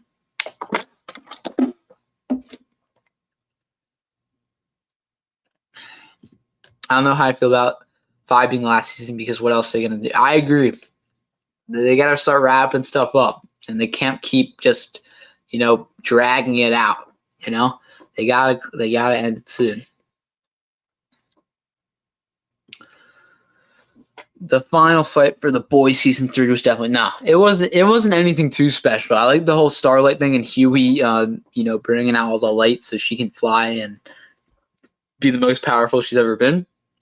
That was cool because it kind of like was the whole arc of Huey and Starlight that season, and it paid off. Like nothing else really was paid off that season. It was like, oh, Homelander got away again. You gotta wait and watch a whole new season, see if they'll catch him next season. Like I don't know.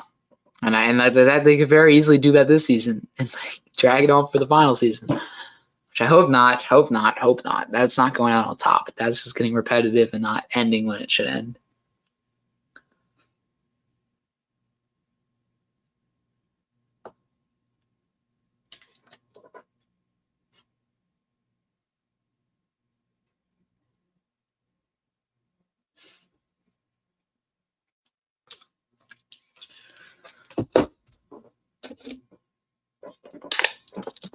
I will give RJ a few more minutes season. Come on, that's not. We're gonna end it. Wrap it up there. If RJ's not back in the next few minutes, keep going to the chat. You guys are asking some good questions.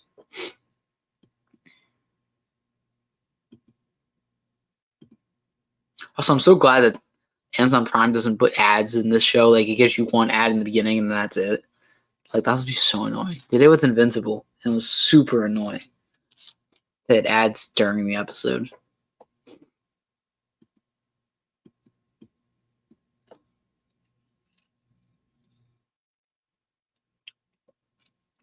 Yes, I think it's just like it's the perfect last season. I really don't want to see want the season to end with it being we got to find another way to kill home. Yeah,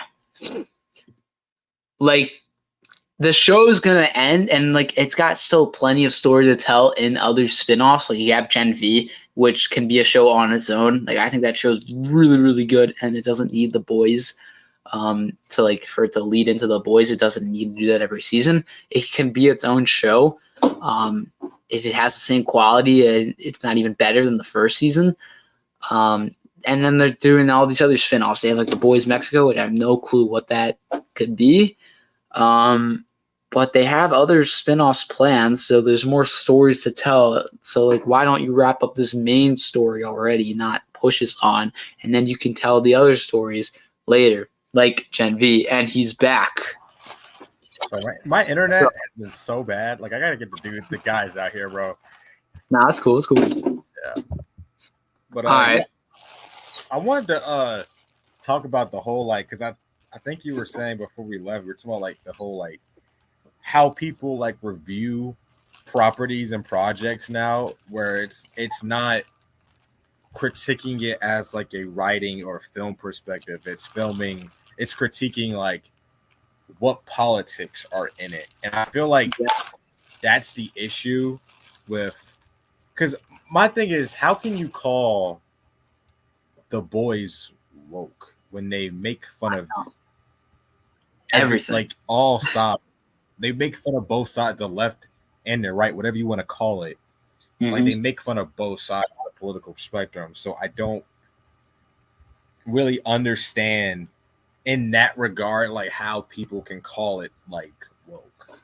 Yeah, the show is the opposite of woke. It's the opposite of woke.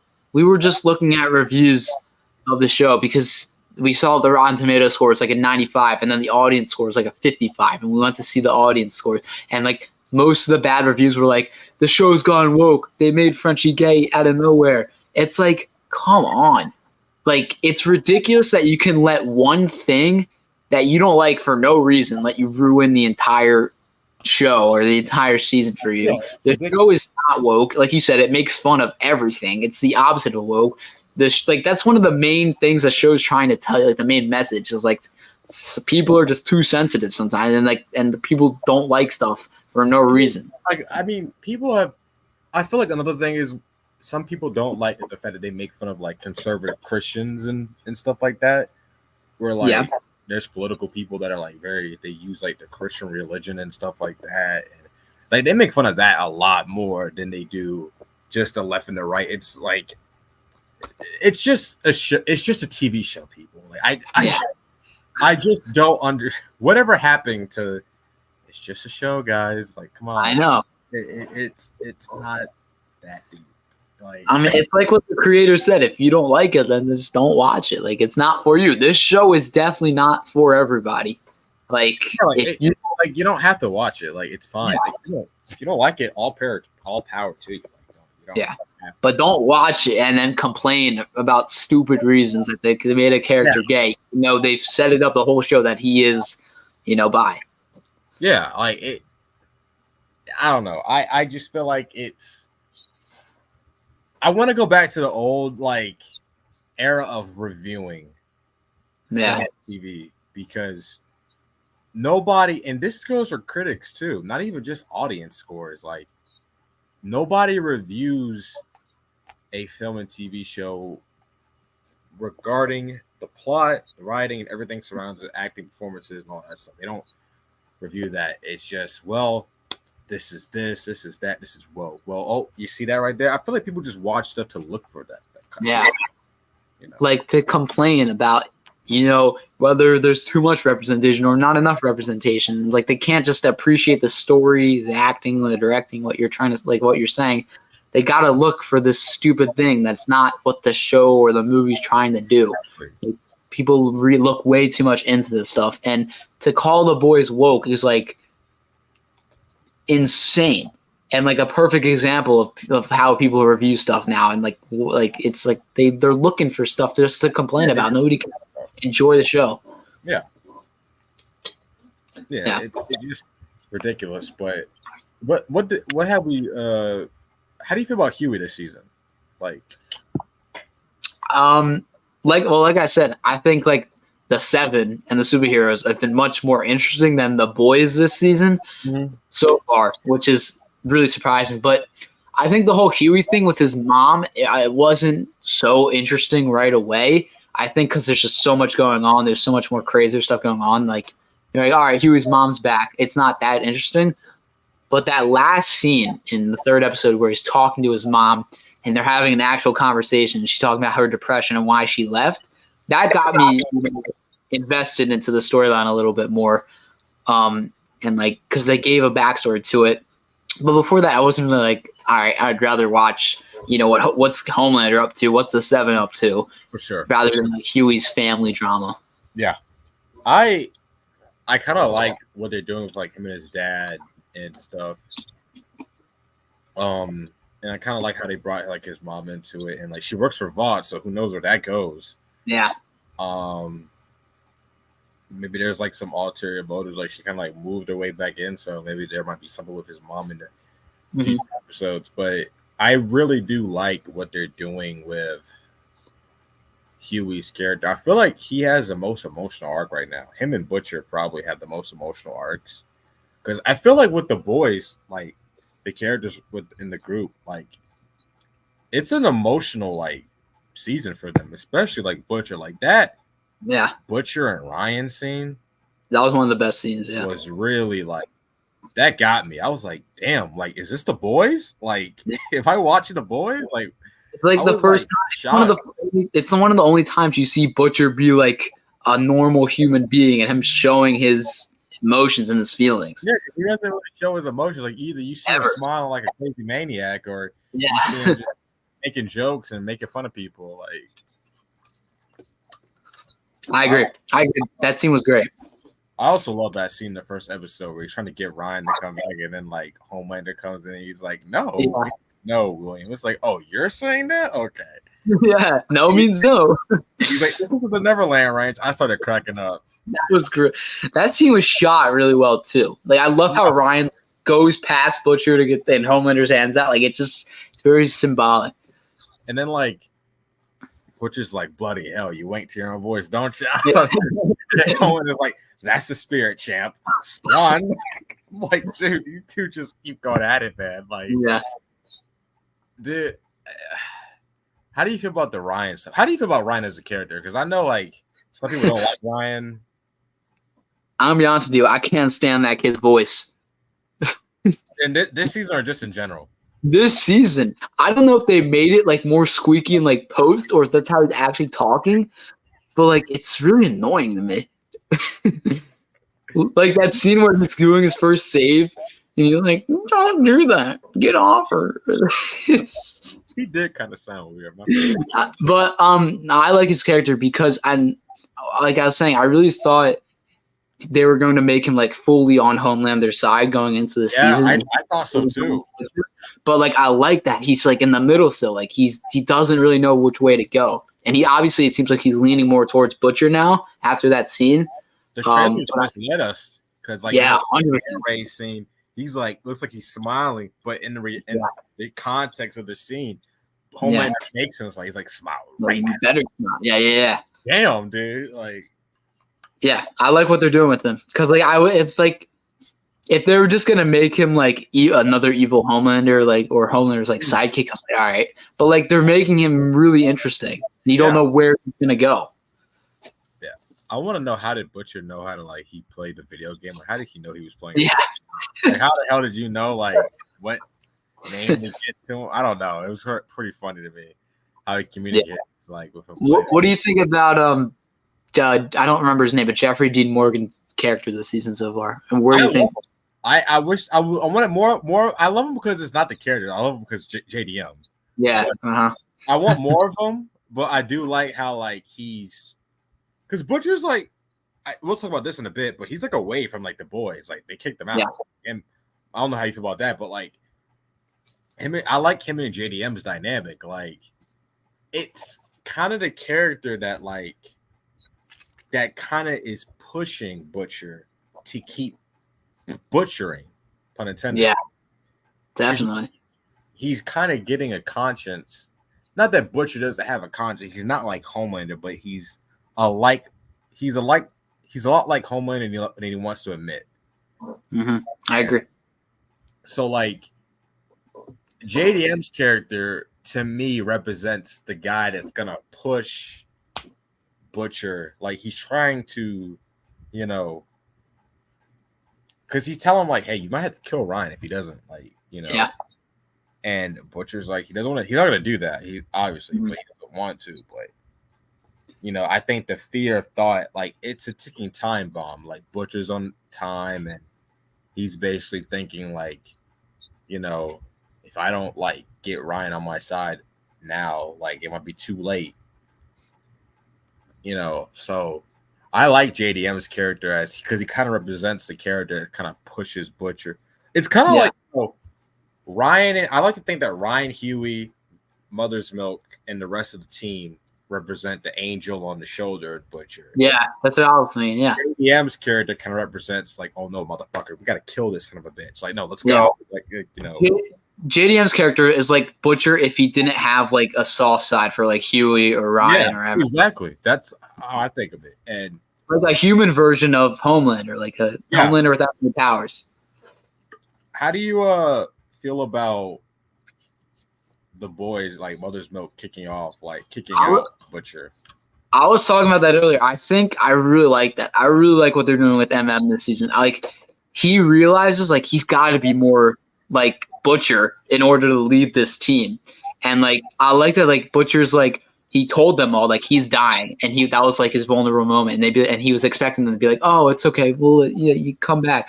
But MM was like, "No. Like I don't care. Like we got to do this my way. We got to do this the right way." And I didn't see at all. I don't blame him, but I kind of got pissed at him for that. Really? The reason why it's like I get that Butcher can be cold and he can do things his way, especially in season 3. Like I get it. Like you might disagree with me this, but like the stuff with Soldier Boy, I feel like MM was doing too much. I know you want revenge, but like, dude, you're gonna die. You have no chance at killing Soldier Boy. Like you literally, like Butcher. Like I get.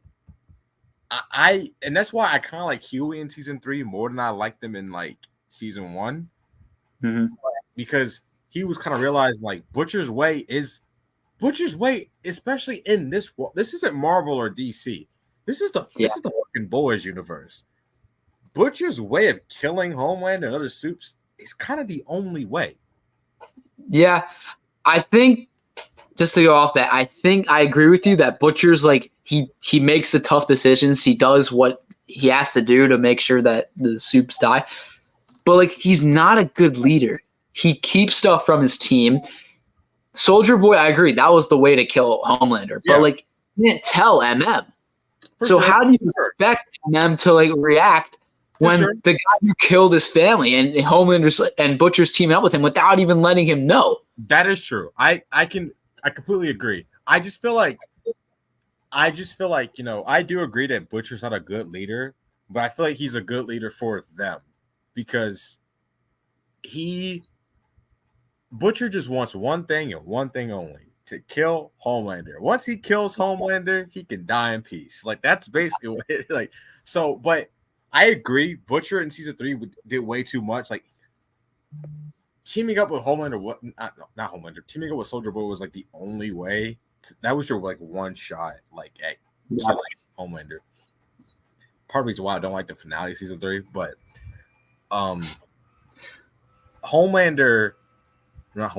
Mother's Milk. I 100% get why he kicked out Butcher, but I felt like I kind of wanted more. I guess I should say I wanted more grace from him, a little bit more grace. Like it was kind of cool. Like he's like, no, it was like, damn, all right, like. Yeah, I get it, but it's like, I get it. Like I understand it. Like Butcher's like just keeps stabbing him in the back and doing shit behind his back over and over again. Like there's got to be a point where you're like, now the end game is that they're all together, but like Butcher, like he doesn't. He's gonna end up getting them all killed. It's like he's lying to them. What was I gonna say? Like MM, he's getting A-Train on their side, or he's trying to. And like Butcher doesn't even like Starlight on their team. Like if it was up to Butcher, Starlight wouldn't be on their side. MM realizes he's got to team up with. He's got to make these team ups and have them on. This might be a hot take. I can kind of get why he doesn't like Starlight on his team.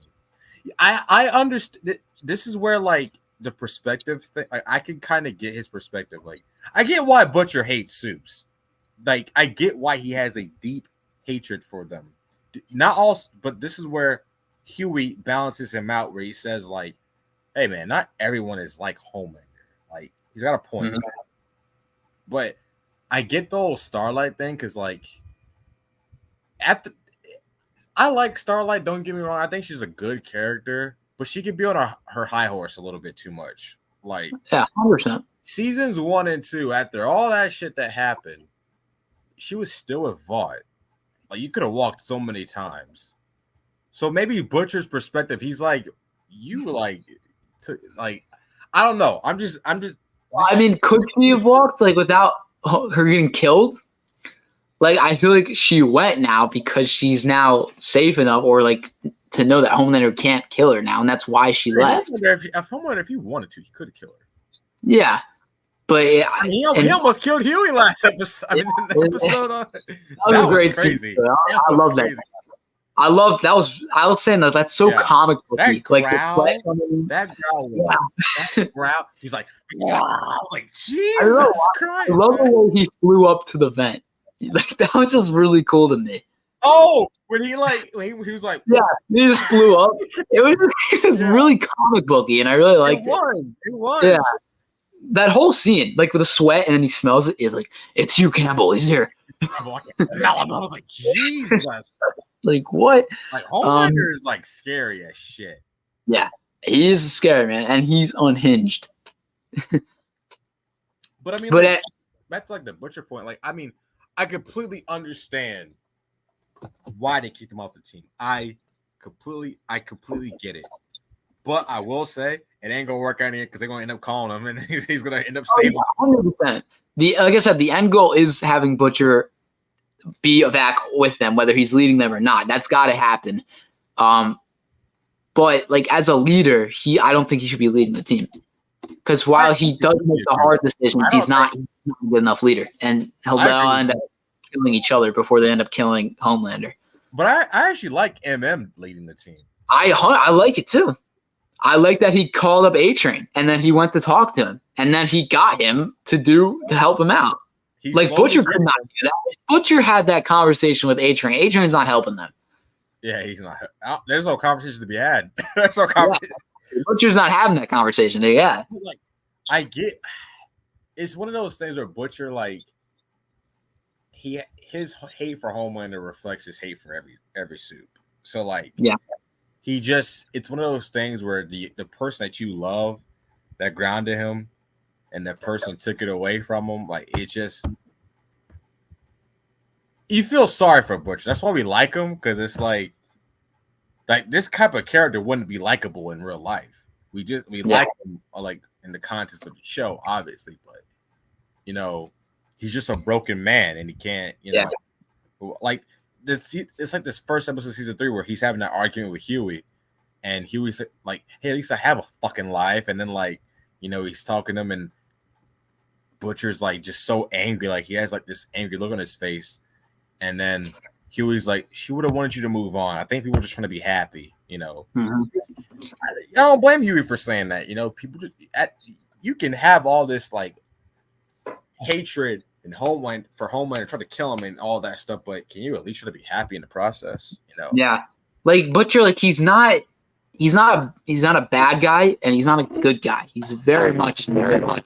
It's like that scene in this season where he's talking to Huey and Huey's talking about how his dad just had a stroke, and Butcher gives him a hug, but he really just did that to take take his whatever. It's like that's who he is, like I know he actually feels bad for Huey, and he feels like Huey's like his little. He thinks that Huey has a little brother, like he sees exactly, yeah, but like he still has more intentions than just like caring for someone. Yeah, which makes him so interesting. Yeah, like that's why I feel like he's the second best written character on the show. I think Homelander is like the number one written. Homelander is arguably the best character on the show. Like he probably is. I think he is. Yeah, he's the best character. Like the way he's written and the face of the friend. Like he's just the face of the boys. But yeah, how do you? Like, go ahead. No, go ahead. What I'm curious what you think about the new Black Noir. I was just talking about him earlier today at work. I was talking to one of my coworkers about him. I think he's fucking hilarious. Like he's just It's really funny. It's really funny. I just love how like Homelander's like struggling because he's like, you're not Noir. Like, Yeah, you're Noir. and Homelander's just like, he's like, you're not supposed to talk, and he keeps talking. It's just, I think it's funny. Like, the season's been really good so far, and I think that's been one of the funniest parts of the season so far. Is after just the Black Noir stuff. Like after they were done killing the Homelander fans, he's like, "What the fuck was that? That was so nowhere. That was so funny." Oh, we gotta talk about that scene. Todd, bro. I was not expecting that. First of all, Either. No, he was the first fan to cheer when Homelander killed that guy. And then Homelander gets him killed. It's crazy. I'm sorry, but like, okay. Yeah, Homelander just kills him. He like the guy cheered for you and you killed. He was the first guy that cheered for you when you killed somebody. And then like and then you have him be killed. Like, it's crazy. It's Homelander. Like that's literally Homelander. Like I saw it in the trailer, the shot in the trailer, and he's in the background. He's blurred out a little bit, but like in this scene, okay, when Homelander's like, I want you guys no longer be Raffle. Like you guys no longer be Beloved 7. Like, and he's like, show me a little Raph. And then he's like, I want you to beat these 3 gentlemen to death. And I'm like, oh shit. And then he does it right away. Like, Noir. Yeah, Noir's like, all right. Yeah. All right, whatever. And then the Deep joins in, and I like how they didn't have A-Train kill any of that. Like, I felt bad. Like, the Todd guy, he's like, we should leave. And then he tries to run. Like, that scene was so terrifying and funny at the same time. Like, bro, that's the whole show. It's like terrifying, but like it's a little funny. Like, I was just like, oh, Jesus Christ. Like, they just killed those poor fuckers. Like, I mean, they're assholes, but like, they were innocent. Yeah, they were innocent. Like, they were sabotaged. Like, they thought they were going to meet their idol in a way, and boom, you guys are fucking dead. Like, that scene was crazy. But like A-Train, like I was talking about, I really like that they're redeeming him. I think he should be a redeemed. He was one of those characters I just could not stand. Mm-hmm. Like, I never liked him in like the first 3 seasons, but this season I've actually really liked what they're doing with him. I started to like him last season when he showed up to Herogasm, and I don't remember the exact context of the conversation, but Huey and him had a conversation. Yeah, basically, like Huey was like, "You never apologized. You never said you're sorry," and like A-Train was like saying like, "I get it," and stuff like that because he like his brother, you know. Yeah. In the wheelchair. That's when I started to be like, oh, maybe we can start liking this guy. And I like what they're doing this season. I like that he's helping out the boys. Well, like, what do you think is gonna happen the rest of the season? Bro, I'm worried it's gonna be a setup season for the last season. Because I know that me and you agree with it. Agree. Yeah. Not even just the boys, but like with Cobra Kai, like we both are always big advocates of like going in on there, like especially season. This should be the last season. I've been saying that it should be longer. It should be more than 8 episodes, but it should be the last season. You can't keep letting Homelander get away because even if you kill Homelander this season, you can't have another season without Homelander. He is the show. He is the show. The show will not be the same without Homelander. I'll say this. I think it's going to be a setup season. I agree.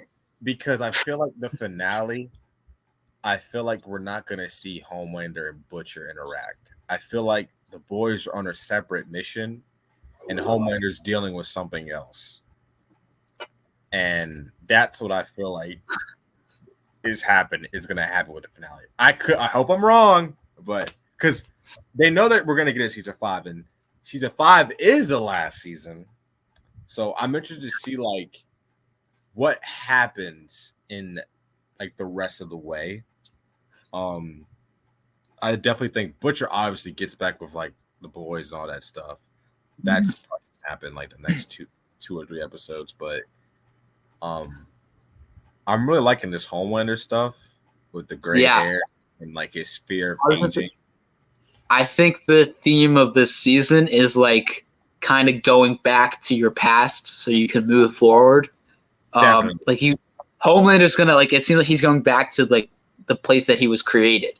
Yeah, like that's gonna be his storyline season. This is gonna be a very like character driven story, like which is good, but like it also should be the last. Like it's also it shouldn't be a setup for what everything's gonna end in the next season. Like you got to start wrapping some stuff up. Yeah, because like for me, the season 3 finale. All right, so you had the fucker right there on the ground. Like you had him. Ridiculous. Yeah. I felt like it's just the way it was executed and how like, let's just, let's fight Soldier Boy now. And, I don't know. I just felt like it was kind of weak. It's because the whole season was leading up to something that just didn't happen. Like Butcher could have like easily like grabbed Ryan, or Maeve could have grabbed Ryan. Mm-hmm. Like Butcher could have grabbed Ryan and they could have got out of there while Maeve fights Homelander and holds him off. That's what easily could have happened. But it just felt like they just did. Okay, Soldier Boy's gonna hit Ryan. Butcher's gonna get mad. Yeah, it's just like because all to have a great point. To have Butcher and Homelander both lasering Soldier Boy, like it was not satisfying. That wasn't cool. No, the whole season was leading up to Soldier Boy and Butcher killing Homelander. Yeah, because it's like Soldier Boy had a great point because he's my favorite character last season. He had a great point saying he's right there, and now you want to stop? Like he had a point, like because I think he's coming back. Like 100%. They can't. He's 100% back. They would have killed him permanently if he wasn't coming back. Yeah, I think he's coming back probably in the next season, not this season. Probably. He could be the cliffhanger for this season. Like, you think when he comes back, do you think he teams up with Homelander? No, I think it'll be like he does his own thing. It'll be like you got the boys, you got Homelander and anyone who's on his side, and then you got Soldier Boy. I don't think he teams up with Homelander. I think Homelander doesn't want it. I don't think so either. I hope they don't do that because they had to give us a good reason if he did or if he were to team up with Homelander because he doesn't respect Homelander for shit. Like he called him Yeah. I don't think so. I don't know. I really don't know what they're gonna do with him. I think it should be this season rather than waiting a whole other season, like we're talking about. It's like such a good time to end it and to wrap it up. Like it's gonna get repetitive. If this season ends with them almost killing Homelander, then I'm just gonna get mad. Yeah, I hope they don't do that for our sake. Like, and also, what are they gonna do with Butcher? He's dying in 6 months, unless this season takes place in like a week. Then they come up with something. That's another thing I want to know. Like, what's the time frame with this? Yeah, I mean, if they stick to him dying in 6 months, then it's got to be like the season's got to be like less than a month, 2 months, unless you have Butcher die. He's got 6 months. They said he had 6 months, right? Yeah, that's what he said. 6 months. Yeah. Damn. Yeah, I want to because what's the time? Imagine like there's like a time jump in after season 4, and it's like, 2 months left for Butcher to live. Yeah. You're like, okay, whatever you say. It might do like a Barry thing. I don't know if you've seen Barry. No. With Bill Hader, but that's a pretty good show. They had like a little time jump. Oh, Barry? Oh yeah, I seen Barry. Yeah, it's a good show, man. Yeah, I love that. Like, I didn't love the last season, but really, Yeah. I liked the last season. I like how I it think ended. I like the ending. I thought it was a ending ballsy is one. awesome. I think it worked. But the whole season I didn't love. Yeah. But if they do a time jump, then like Butcher's got to, unless they do something where Butcher has longer time to live and he's not gonna die anymore. But I think I don't know. I don't Who know. do you Like, think is gonna kill Homelander? Who's the one that's gonna kill him? I think it has to be Butcher. it should be Butcher because Like- that's the whole show. Butcher has the most reason to kill him more than anyone else. It has to be Butcher. Like I've seen people say like Ryan versus Homelander. I'm like, I want to see Butcher versus Homelander. Bro, I could see Homelander killing Ryan. Really? I think it would be dark. It'd be really dark. Maybe the darkest the show's ever gone. But like Homelander obviously is just losing, it every episode. And if he keeps seeing that Ryan's taking Butcher's side, he's gonna be like, all right, well, fuck, screw you, and then kill him. Bro, I at the mirror. I was like, dude, that was a great scene. losing it. He's already lost it all, but he's The still Jekyll like and Hyde stuff like that. Yeah. It was really cool. Yeah. But yeah, I'm excited for the rest of the season. If they do it right, I hope, like I said, I hope it's not a setup. I really hope they're not just setting it up for the finale. One of the things that I don't want, I like Gen V, don't get me wrong, but I don't like the boys being, I'm not a fan of it trying to be a cinematic universe. Mm-hmm. I don't think it works without Butcher and Homelander. Once Butcher and Homelander, because this is my concern. People watch Gen V because it connected to the boys. And now they have this Boys Mexico show, which I don't, what is this going to be like? I have no clue. Breaking Bad with Temp V? Like, I don't. Yeah. And so I don't, my concern for like Gen V is like, and these future Boys spinoffs that they might do, what reason would people have to go watch them if Butcher and Homelander are not there? Like they're dead. Mm-hmm. They're gonna be gone. Yeah. I mean, I really enjoyed Gen V. I did, but there's no debating that it served as a setup for season 4 of The Boys. Yeah, for sure. So I think the best part of that show, though, was the characters. Yeah. And up until the last episode, there was no really connection with Homelander or Butcher. Yeah. So I think Gen V works on its own still, but The Boys Mexico, I have no clue what that could be. But I think that they could still have a universe without the Butcher or Homelander, but they can't have the boys without Butcher or Homelander, but they both gotta die soon. Yeah. I guess where I'm looking at it, it's like, why, like, I just don't know what they would do. Like, how are you gonna get a character that's compelling enough? Like, what? So let's say like The Boys ends. Okay, Genevieve, I can get with that. I can get with Genevieve like going a few more seasons, like maybe like 2 or 3 more seasons. But Boys Mexico, like what are we doing with that show? Like it's because I think Eric Kripke said like he wants to stay in his universe for a while and do other things. What are your other plans? Like I just don't know what else they would do. Like a show of Ryan? Like I don't know. No. I agree. Like, the stakes seem already as high as it could be in The Boys. And they already have a good spinoff going, but like, yeah, I agree. Like, can you get it to the same level as The Boys? I don't think so. Yeah, I and we still have to. Apparently, there's not that much Genevieve connection in this season. Like, because we saw in the trailer, like, what are those characters? Kate and Sam, they show up. Yeah, they show up, and they didn't. I think that's probably the one scene that they have. I don't know. Yeah, one episode, probably. Okay, who? I think somebody said earlier, like, what's your top 5 characters in the entire show? Homelander's 1, and then I'd say probably MM. He's like the voice of reason, but I think he's also like a badass, and he's the one character like I think I've always like consistently rooted for throughout the entire season. Too. Like he wears the Jordans and the hip hop shirts too. Yeah. I Yeah.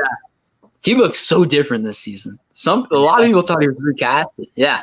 But I like that they put that into the show, like that MM's not eating a lot, they said. And yeah, he said, hey, if we get this done, I'll grab all these motherfuckers.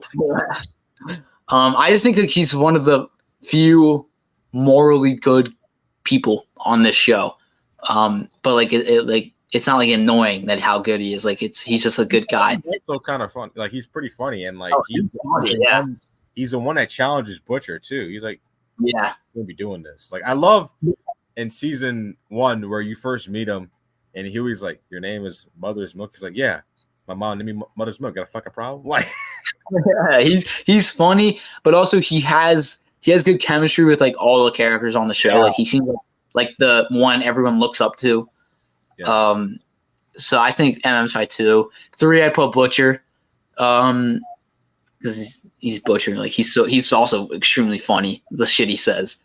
Boy, cunt.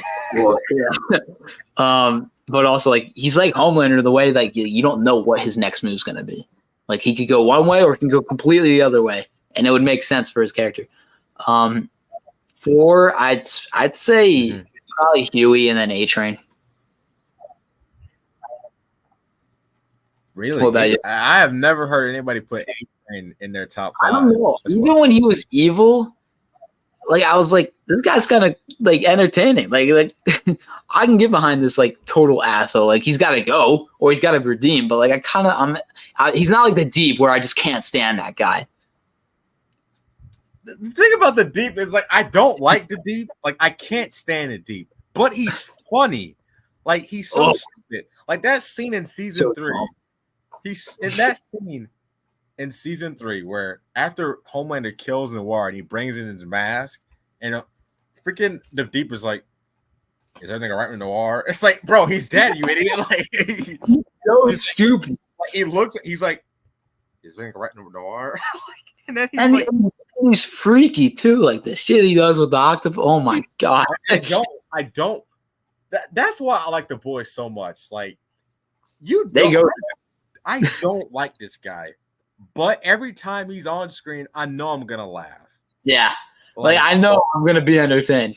Yeah, and Chase Crawford plays him well. Like he's great. Yeah, and like the scenes where he's like, that scene with Sister Sage where she's like, "You take shit from Ashley," and he's like, "Yeah, bitch," and like he tries to be like so heroic, He's like, you just make a lot of good points, sir. And then Homelander's like he kicks Homelander's ass, bro. Like that's the definition of glazing. People think like Stilgar and Dune glaze Paul Atreides. No, this is like when he comes back in season 3 in the first episode, he's like, dude, it's good to see you. He hugs Homelander and he's like, he got the points before Homelander. Homelander's like, you got this before me. And he's like, oh, but you deserve it more. It's like, Jesus, you are such an ass kisser. Bro, he was going to blow A-Train because Homelander told him to. Yeah, that scene really like made my heart drop. I'm not going to lie. Like, yeah, that was super, super intense for some reason. I was like, what the Like I was eating food. I was like, I was like, oh, geez. Yeah, I was like, hang on. There ain't no way. There ain't no way. Like, you got Ashley. I did like that the Deep stood up to Ashley this season. Finally. Yeah, because she's like one of the worst characters. She's even worse than him. She's in the top 5 worst characters. Like, top 5. Yeah. Like, the actress is good. She's good at playing the role, but she's one of the worst characters. She's annoying, bro. Like now she wants to leave. Like you could have left a while ago. I mean, she's scared to leave now, but yeah. My top 5 would have to be Butcher number 1. I love Butcher. I like a broken character and like that keeps on fucking up but you want to keep rooting for him, but he keeps fucking up. Number 2, I would have to say Homelander. Homelander is the best written character by far. Best written character. Number 3, I would put I love his mother's milk. Yeah. 4, I put Kimiko. I like Kimiko. Yeah, I was debating. Either her or A-Train, yeah. I think they're kind of like sidelining her a little bit this season, but it A might little change bit. depending on what they do with her this season. And number 5, I'll put Huey. I like Huey. Yeah. Huey's kind of like one of those characters where I like him, but like, I don't know. I think he was better in the beginning of the show because he was like who we saw in the eyes of. We all saw it in Huey's eyes, this whole world. He's the only one in the group that wants to keep Butcher around. I know. Well, it's because like Butcher like saved him last season, and he's still like high on that. That, and also I feel like he feels like he owes Butcher from like season 1, where like he kind of helped him like get revenge on Vought and stuff like that.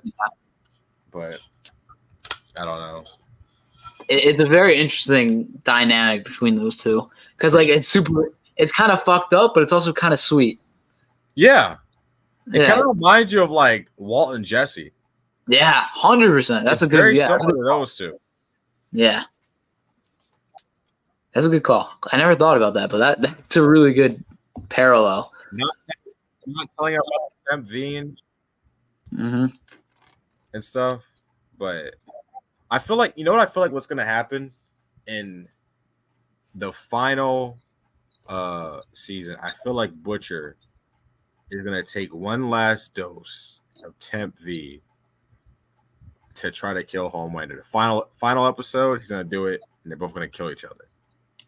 I see a lot of people saying he's going to take the full compound V, like the real thing. Yeah, he could. I could see that, and that could end up saving him maybe like longer than 6 months. I don't know how it works, but like that could maybe. I don't know how I feel about that though. That would be like you're a huge hypocrite, but like it's also the only way, I guess. Maybe. I feel like one of the scenes that I love between the two is the first episode of season 3. This is my favorite. This is actually my favorite scene in the entire show. When Homelander goes to Butcher's house, and he's like, "May I come in?" Like and then they both like he's going to Butcher to vent in a way, but he also like he's like, "Hey, you want to kill me? You hate me. I hate you. I want to kill you." And then he's like, "Is this what you want?" And then like, let's fight to the death. End this shit. That's my favorite scene in the entire show. That's a good scene. That. It's such a good scene. And that's the first episode too. Yeah. I was like, wait, he's at Butcher's house? Like, what is going on? Yeah. And like they're being calm, like weirdly calm. Yeah. He was like, where's Ryan? He's at 673. Nosh my bollocks. He's like a pen and paper. Do you know the theory that's going around with Jeffrey Dean Morgan's character? Mm-mm. So I've been seeing this all day, the past few days, that they're going to pull like a Fight Club and that he's not real. He's in Butcher's mind. Butcher's seeing him. Like how Butcher's seeing his wife or his ex-wife his wife. Because he's been the only one in scenes with him so far. Nobody else has had an interaction with him. And he's kind of like, you're talking about the two like consciousness, like the wife is like telling him the right thing to do and he's telling him the wrong thing to do, but he's not really there. I could see that happening. I could get with that. I kind of hope not. The more I think about it, it's like it kind of makes sense. He's been hallucinating. Yeah, he's been hallucinating, and like the scene, like after Ryan leaves, he's there. I can kind of get with that. I can. Yeah. The way they edit it, I can get with that. I hope not, but I wouldn't be mad. I wouldn't be mad. I think it would be a clever way, like a clever twist, even though people are already. It'll be different. But yeah, Butcher's been a mess these 3 episodes. Like, he's been throwing up, just drinking, shaking. His freaking brain moving. I feel bad for him. Yeah, I feel bad, but like he did it to himself.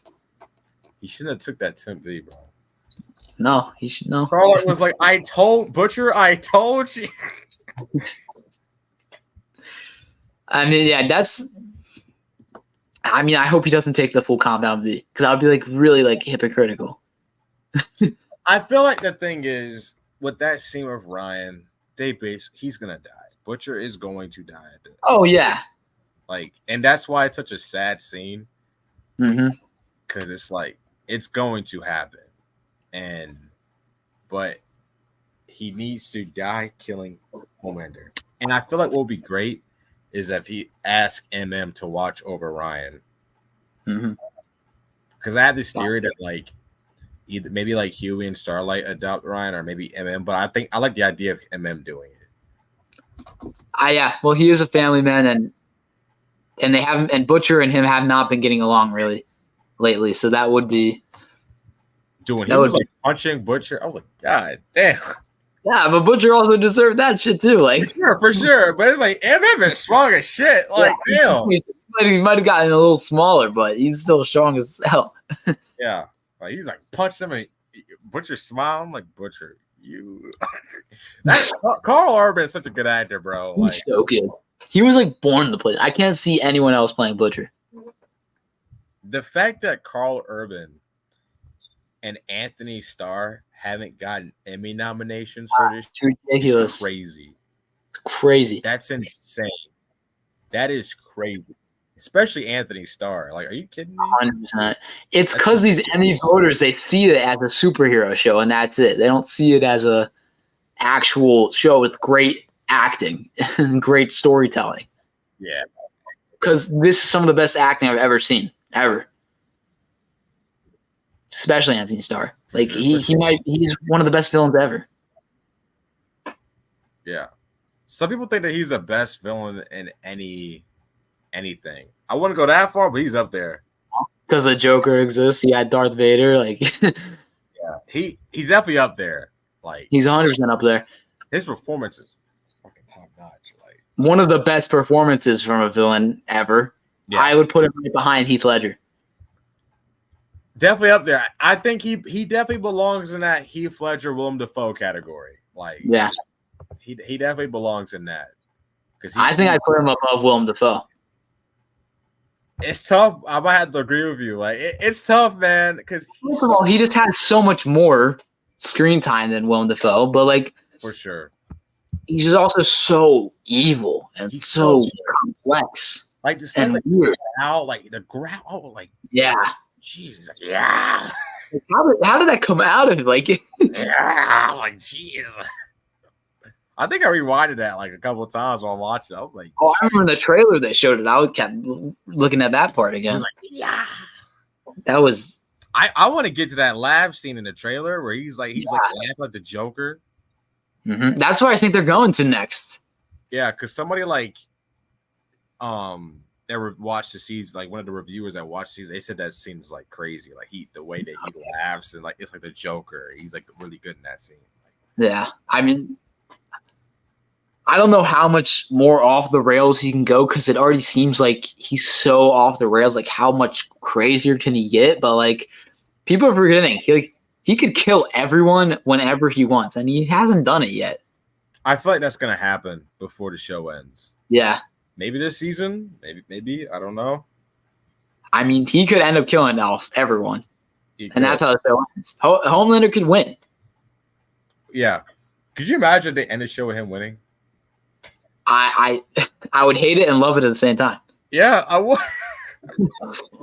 It would be a very, very, very different way to end it, but also it would make sense.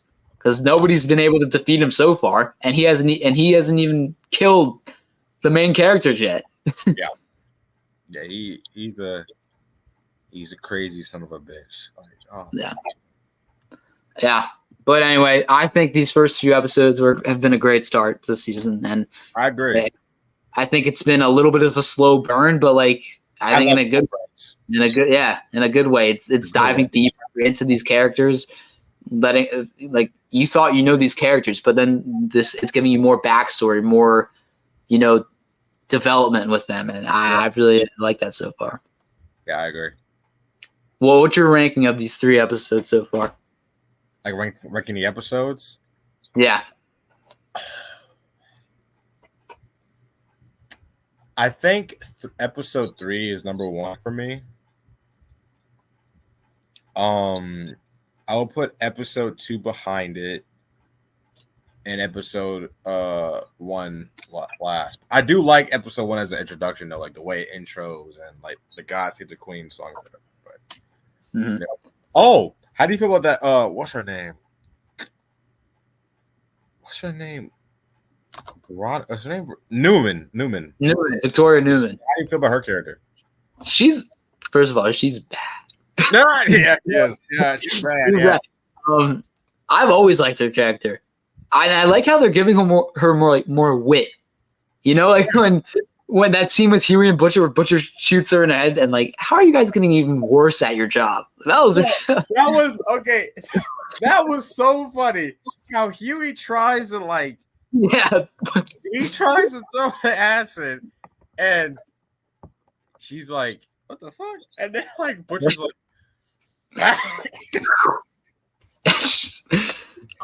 First of all, she's way more powerful than I remember her being. Like I didn't remember. She might be a problem. Could she kill Homelander? Like, I wonder if she could pop his head. Apparently somebody said that like she's not powerful enough to pop Homelander's head. I mean, that would be like too easy. Like she would just do it already. Yeah. Like I think he has too much like, power, if you will. But yeah, she is bad. I do agree with that. Like she is bad. Like, a lot of the women on. There's some good looking women on the show. Like Butcher's wife is good looking. Kimiko. Kimiko's hot, man. I love Kimiko. The actress that plays her. Oh, dude, I think her name. I think Starlight before the surgery. Yeah, before the surgery she was good looking, but now. Yeah. Now I don't know why. That's a whole nother conversation. I'm not gonna talk about that. Do it. Yeah. Sir. Queen Maeve. Queen Maeve. Yeah. I like Maeve. The Firecracker, whatever her name is, the new girl. People are simping over her on Twitter. Yeah, I've seen that. People are like, I could change her. Yeah, She's pretty hot. Yeah. Homelander would probably agree. Homelander, I think, like you said, they're gonna end up. I think doing weird. There's gonna be some weird stuff, weird scenes with that. Yeah. Which makes sense. That man loves milk, dude. Do you see he's trying to like give Ryan milk, and he's like, "You're gonna finish that?" It's like the milk thing is so weird. It's so weird. He likes milkshakes too. Like anything with milk in it, he likes. He wants a creamy, delicious milkshake. What? Creamy, delicious milk. Oh my god, jeez. When he gets so mad at like Ryan, and he's like, "I'm taking yours." Like, Jesus, you are like. You're a terrible dad. Yeah. Butcher's a better dad, which is saying a lot. Yeah. Because they're both awful influences. I got so scared when he was at Butcher's house because I thought Homelander was going to come there. Yeah. And be like, hey, he's trying to poison you. Or whatever he was trying to, not poison you, but like whatever. I think he was trying to like put him to sleep or something. Mm-hmm. And when Homelander knew, like when Ryan came back and Homelander was like, "Where were you?" And then Ryan lied. That was a great scene. Yeah. The last when he's yelling at, because I was like, it's like he's trying to be a good dad and he wants a good relationship with his son. That's the weird thing about Homelander. Like he wants to be a dad and he wants a good relationship with him, but it's just, he's Homelander. Like how that's not possible. Like he can't be a good dad. Like he's too messed up. Yeah. He's too messed up.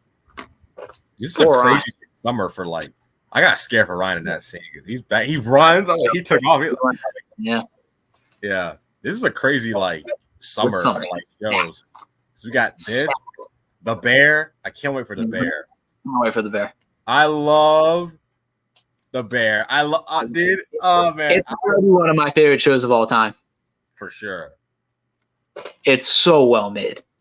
Yeah, it's such a like heartwarming like show. Like I love Jeremy Allen White's a terrific actor. So good in that. Yeah. And Ebon as Richie. Richie. So He's my funny. favorite. He's so funny. He's gonna be a great Ben Grimm. The Forks episode, one of the best episodes I've ever seen. Yeah. Where he goes off, and that was brilliant. Yeah. Brilliant. Well, I'm gonna do a stream on that show because that show is so good. Yeah, I love the bear. I don't like. Yeah, but then Wait, say it again. no, you go. I didn't like how season. I mean, I didn't. It's not that I didn't like it, but I felt bad at how season 2 ended. Like it was a good ending, but it was like, damn, we're getting wins, but we get L's. Like Carmi just can't get a win. Yeah. the thing about Carmi, look, I love Carmi, but what Richie said to him about why can't you just be happy for once? Like he has a point there. Like I was like, come on. True, but like he cannot run a restaurant and be in a happy relationship. Yeah, for sure. Yeah. Like he does not deserve Claire. Claire was too good for him, and he was not. He cannot be a good boyfriend right now. Yeah. Yeah. Yeah. And like they had that whole scene with his uncle where he was said that to him, like you cannot run this and have a girlfriend. One of them's going to work, but the other will not. And that's the truth. That's the truth of a lot of things. Yeah, I just felt so bad because I'm like, he's saying all this shit, and I'm just like, Carmi, I love you, but damn, like, damn, dude. Yeah, but then after the bear, we got Cobra Kai. You know that the last episode of The Boys comes out July 18th, same day as Cobra Kai. Yes. That's really annoying. Yeah, that because I know for me, I'm gonna be so excited for Cobra Kai that like The Boys, I'm not gonna be able to focus on it enough, and it's the last episode. Here's the thing with The Boys: there's so much that happens in one episode, where like they're an hour long, so like. What I would do is I'm gonna watch Cobra Kai first and foremost. Like it's a 5 episodes at 3 a.m. right when it drops. Yeah, and then after that, we're probably gonna be streaming on whatever channel, talking about it. Then you go to sleep, and then you wake up later to watch the finale of The Boys. That's the plan. That's what I said. I said I'm probably gonna watch Cobra Kai again, stream, and then Boys. The thing that's gonna suck about Cobra Kai. We all know it's like in parts, like first 5, second half of the 5. It is going to be really, really weird watching 5 episodes of Cobra Kai. You're waking up like it's a new season. Yeah. And then once that 5th episode ends, there is no next episode down the bottom right corner. It's just gonna damn, like fuck. The writers though tweeted, which made me a little bit more happy about this, is they knew that was the plan before they started filming. They knew they were doing 5 episodes at a time, so they're doing each part like it's its own mini season. So the 5th episode could feel like a finale. Yeah. So that made me feel a little bit, but I agree with you, man. Like 5 episodes, that's not gonna be enough. But then we only have to wait 4 months. So, but then then we'll have to wait again. What I hope that the final, because they don't know the release date of the final 5. I hope it's not long. I really hope it's not long. That would suck. Like, could you imagine we get the second 5 November 28th. Could you imagine we gotta wait till like the final 5 in like fucking May or June or July? Oh, that would suck ass. I mean, it would suck, but then also like if you think about it, like we still have more Cobra Kai. Like we get to for sure. That's the plus side. Ride it out even longer. But I agree, especially if the 10th episode leaves on like a huge cliffhanger. But like also we've waited much longer. We've waited like 2 years for season 5 or season 6. Yeah. And we got Deadpool coming out. Deadpool this summer. That's like the only big movie this summer that I'm really looking forward to. That's a week after the first 5 of Cobra. Yeah. That's a week after. That's crazy. That's insane. Yeah. This whole summer, it's stacked. It's Yeah, stacked. stacked. I don't remember a summer ever being this stacked, especially for television. I also finished Invincible. Speaking of CKW, bro, I finally finished the second I love because that. I hate it after they split up the Yeah, season. that's stupid. It took me a whole while to finish it, but I love that. After that season, I don't know, man. Invincible might be like in the top 3, top 2. Like it's Bro, Invincible is, I think it's like a perfect show. Like it's so well made. writing like I know some of the others in our group might come after me, but I might have to put it above Cobra Kai, man. Like Yeah, I mean, like, let's be real. It's definitely a better made show. Let's be real. the Yeah, writing on that, the the writing, the voice acting, like the animation, it's all the storytelling. It's one of the best story. It's one of first of all, it's one of the best superhero stories I've ever seen, and it's one of the best animated things I've ever seen. It's so good. in that finale, Incredible, really good. One of the best written, really, really good. Yeah, and it sticks to the source material. Okay, this is a question. What were you about to say? You said it sticks with what? It sticks with the source material from the actual comics. Yeah. Yeah. How would you rank? Okay, this is gonna be tough. How would you rank Cobra Kai, The Boys, Invincible, and The Bear? Based on like the best or my favorite? Because I think those are two different. The best. The best. Okay. Favorite honestly, will always be Cobra Kai. Favorite is Cobra Kai. Yeah, let's put that out there. Our favorite is Cobra Kai. Favorite is Cobra Kai. If we're looking about it as the best, that how well it's made, everything, the technical aspect and everything, Cobra Kai is at the bottom of that. Yeah. I think it's hard to put the Bear in there because it's so different than the other ones. Because it's basing it off writing and acting. That's really all. Yeah, and the Bear is just so realistic too. Like that's the part that makes it so good. It's like one of the most realistic shows I've ever seen. And I don't know anything about working in a kitchen, but it feels so real. Kitchen scenes are intense. Why are you fucking with me? Yeah, I think it is. You know, I think I would put the Bear at 1 just because Invincible and The Boys, you already know it's going to be intense and crazy, but The Bear is a show about people working in a kitchen in Chicago, but it feels more intense than any of those shows. Yeah. And it's just people working in a kitchen. So for that reason, and also the acting, I think is just superb. I think the pacing of it, there's 30-minute episodes, and the pacing is incredible. You get so much in those episodes. Yeah. The characters, amazing. I think I put the Bear at 1. Invincible and The Boys, it really switches off for me. I like when Invincible comes out, I say like, oh, I like Invincible better. And then like I'm sure as The Boys will go on, I think, oh, The Boys are better. I think right now I'm gonna put Invincible a little bit higher than The Boys. It's because it for an animated show, it has so much of everything. Layers, like cinematography even. There's amazing shots in that show. And then I put The Boys. But they're all very, very they're all very good, yeah. Very good. What about you? This is tough because I really, really love The Bear. Like, because my friend was trying to get me to watch it. And I was like, okay, I'll watch it. I put off watching it. But I just couldn't stop watching it once I started watching it. It's very addicting. And it makes you hungry too. Like it really, you gotta eat food when you're watching. They're making good stuff in that. Yeah.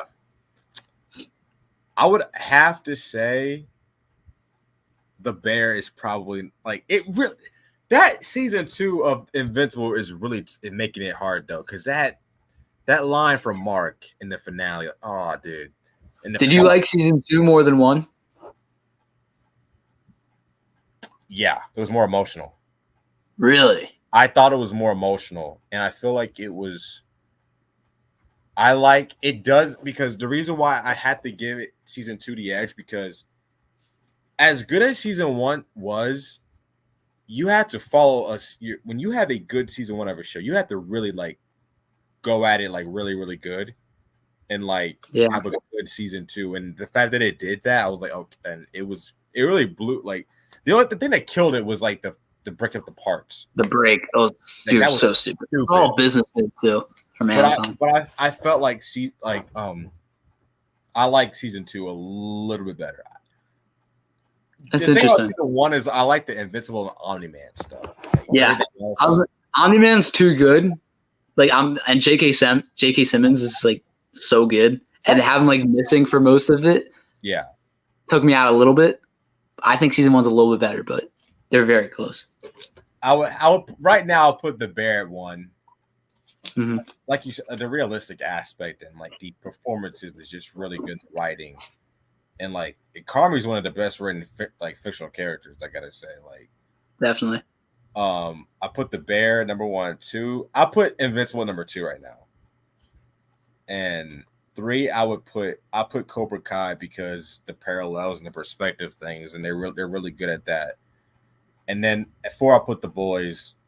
Love them all though. Like they're really good. But, it's such a hard list to do for us. Some days it's different. Some days it's like definitely. Like I don't like putting Cobra Kai last on any list because we love it so much and it is our favorite show. Yeah. But like if you're talking about the best shows on TV, like we can admit it's not, a top tier in every way show. Especially if you watch shows like Succession and Yeah. I still need to fix that, but it's good so far. It's pretty. That show surprised me. I was like, "What's the hype with this show?" It's you got to get into it a little bit, but once you get in, it's you can't like turn it off. Because I started watching. I'm like, okay, let's see. Because I heard people like talking about it. I'm like, okay, what's the hype with this? So I'm like, okay, it's pretty good so far. I gotta continue it though. Like I gotta. Definitely. Yeah. But yeah, man, I think we'll wrap it up there. Thank you so much for coming on. Week? Yeah, I plan on doing this for the boys every week. Except that last week's going to be so tricky because we'll have Cobra Kai. We'll have to. But if I do these every Saturday, which I think or Saturday or Sunday, then we'll have enough time to talk about this. Yeah, for sure. I do plan on doing this every week. So come back. Oh, yeah, for sure. Yeah, because this show is like, it's so good that it comes out weekly because there's so much in every episode. Yes. And like it's an hour long. This works weekly. Like, yeah. Yeah. I like weekly like releases better for shows like this. Mm-hmm. Someone asked earlier, would you like Cobra Kai weekly? I say no. Yes and no. Yes and no. Just because, yes, so I can, obviously drag out the season more and appreciate each episode. But no, because the show's like meant to be watched all at once. It is. The reason okay. In the world of like streaming, there are certain shows that like, for instance, Stranger Things, the season 4, that would have worked better weekly because that was just so much. Those were like hour-long episodes. 2 hour, an hour and 30-minute long episodes. But Cobra Kai, like it's meant to be watched like in a binge mode, and there's not a lot that you could. I mean, there's stuff that you could. This happens in like, but there's some episodes that's like 27 minutes, minutes, and 40 minutes. A lot of those episodes don't have like enough that happens for you to be like, oh, I can't wait for next week. I gotta wait a week. Yeah, I gotta wait a week. Like it's more so like, okay, we gotta watch the next episode. Like the bench, it works as a bench model better. Yeah. I'm still a little worried about these 5 episodes being split up too. Like, I'm not worried, but I can kind of see. Well, like, look what happened with Invincible. That's a good now one. For us, we won't be taken out of Cobra Kai because we love it so much. But most people will lose the hype for Cobra Kai. I already know it because they're gonna forget everything that happens in these 4 months. Like the casual fans, not us. Yeah, but people are going to be taken out of it, that's inevitable. Yeah, because like season 5 they didn't market it that much, and I'm kind of worried about the marketing aspect of the show for the final season because there's not really that much. Like, it comes out next month. Like, season 4's marketing was insane. It seemed like we were getting incredible. Hype for season 4, so good. So we were getting something like every week. So like, I don't know. I do kind of see your point on like, it being split up into, just 3 parts. And for the marketing, they've made it very hard to market it because every show has to pay for a, marketing campaign, and you can't do it 3 times for one show in one season. Yeah. So I think like the premiere will be for the last part, all the hype, all the interviews. I don't know when they're gonna do all the interviews because like you can't do separate interviews for each part. Like that's a lot. Yeah, I think they're saying to do that. I really don't know what their plan is. I think they're gonna save it for the last part because it is the last part. That's a good point. How are they gonna do all that? Like, are they gonna do it for like? I don't know. I really don't know. I think it's really because we talked about the premiere. Like, are they just gonna have the premiere for the first part and that's it? Like, no more like, I don't know. I think it's pretty realistic for them to only have one premiere, and I think if they do that, it should be for the last part. Yeah. It'll be the last time they're all together. It'll be the last time we'll get new episodes. It should be for the last part. That would be a smart thing to do. Yeah. I think it would be out. Would it be out? We don't know how this works. Would it be out by now that they're having a premiere for the first part? Because it's like a month away. Yeah, I don't know. Like, I'm glad you brought that up. Like the marketing and stuff with the I'm very interested on how they do it. Because season 5, there was people that didn't even know season 5 was out. I know. Not people like us, like people in the chat, but like there was some of my friends didn't even know that season 5 was out. Like, that are not like big fans. Like, because the thing is though, when they're marketing stuff, they're not marketing to us, the diehard fans. They're marketing to the people that like are the casuals. Who don't know when the new season's coming out unless they see it on their TV or the phone. Yeah, I think it's obvious. It's obviously easier to say this after we've seen it, but I think season 5 just came out way too close to season 4. Like it was January to September, which I think was the closest any seasons ever came out. Yeah, I think it should have been January to December. Again, you have way more time to market it. Yeah, because like that, if you look at like how Netflix releases like their big shows, like Stranger Things comes out in the summer. They like putting it out either in the summer or like October type. Yeah, but it doesn't matter when you put out Stranger Things. Like that's the thing that Cobra Kai doesn't have. Yeah, Cobra Kai doesn't have that luxury because that's a very niche fandom. If you put Stranger Things out in like January, the worst month to put out stuff for films and TV shows, like people are gonna watch it. Like it's Stranger Things. Yeah, love that shit. Like Cobra Kai, like you gotta. It really worked with like the holiday season, like Christmas or like I don't know out in because I remember like Live and Badass, like me and Shamoon went, like we were like surprised, like September 9th, like that is so soon. Like, yeah, I don't know. That was that felt like a Netflix move. Like we needed that was 100% a Netflix move. Yeah. They probably, I don't remember everything that came out, but they probably didn't have a lot coming out the rest of that year or at that time, and they needed something that will get enough viewers in that month. Yeah. So they put Cobra Kai there. It should have been December though, I think. And it's obviously it's so much easier to say that now because we've seen it, but it was too close to season 4. Yeah, and not even that. Like, that's not the problem that it comes out too close. It's more of like the marketing standpoint. Like you have way more time to come up with promotions and have like interviews and stuff in that time. Yeah. Yeah, but I don't know what they're gonna do with that, but it's gonna be a hell of a summer, like we said. Yes, it is.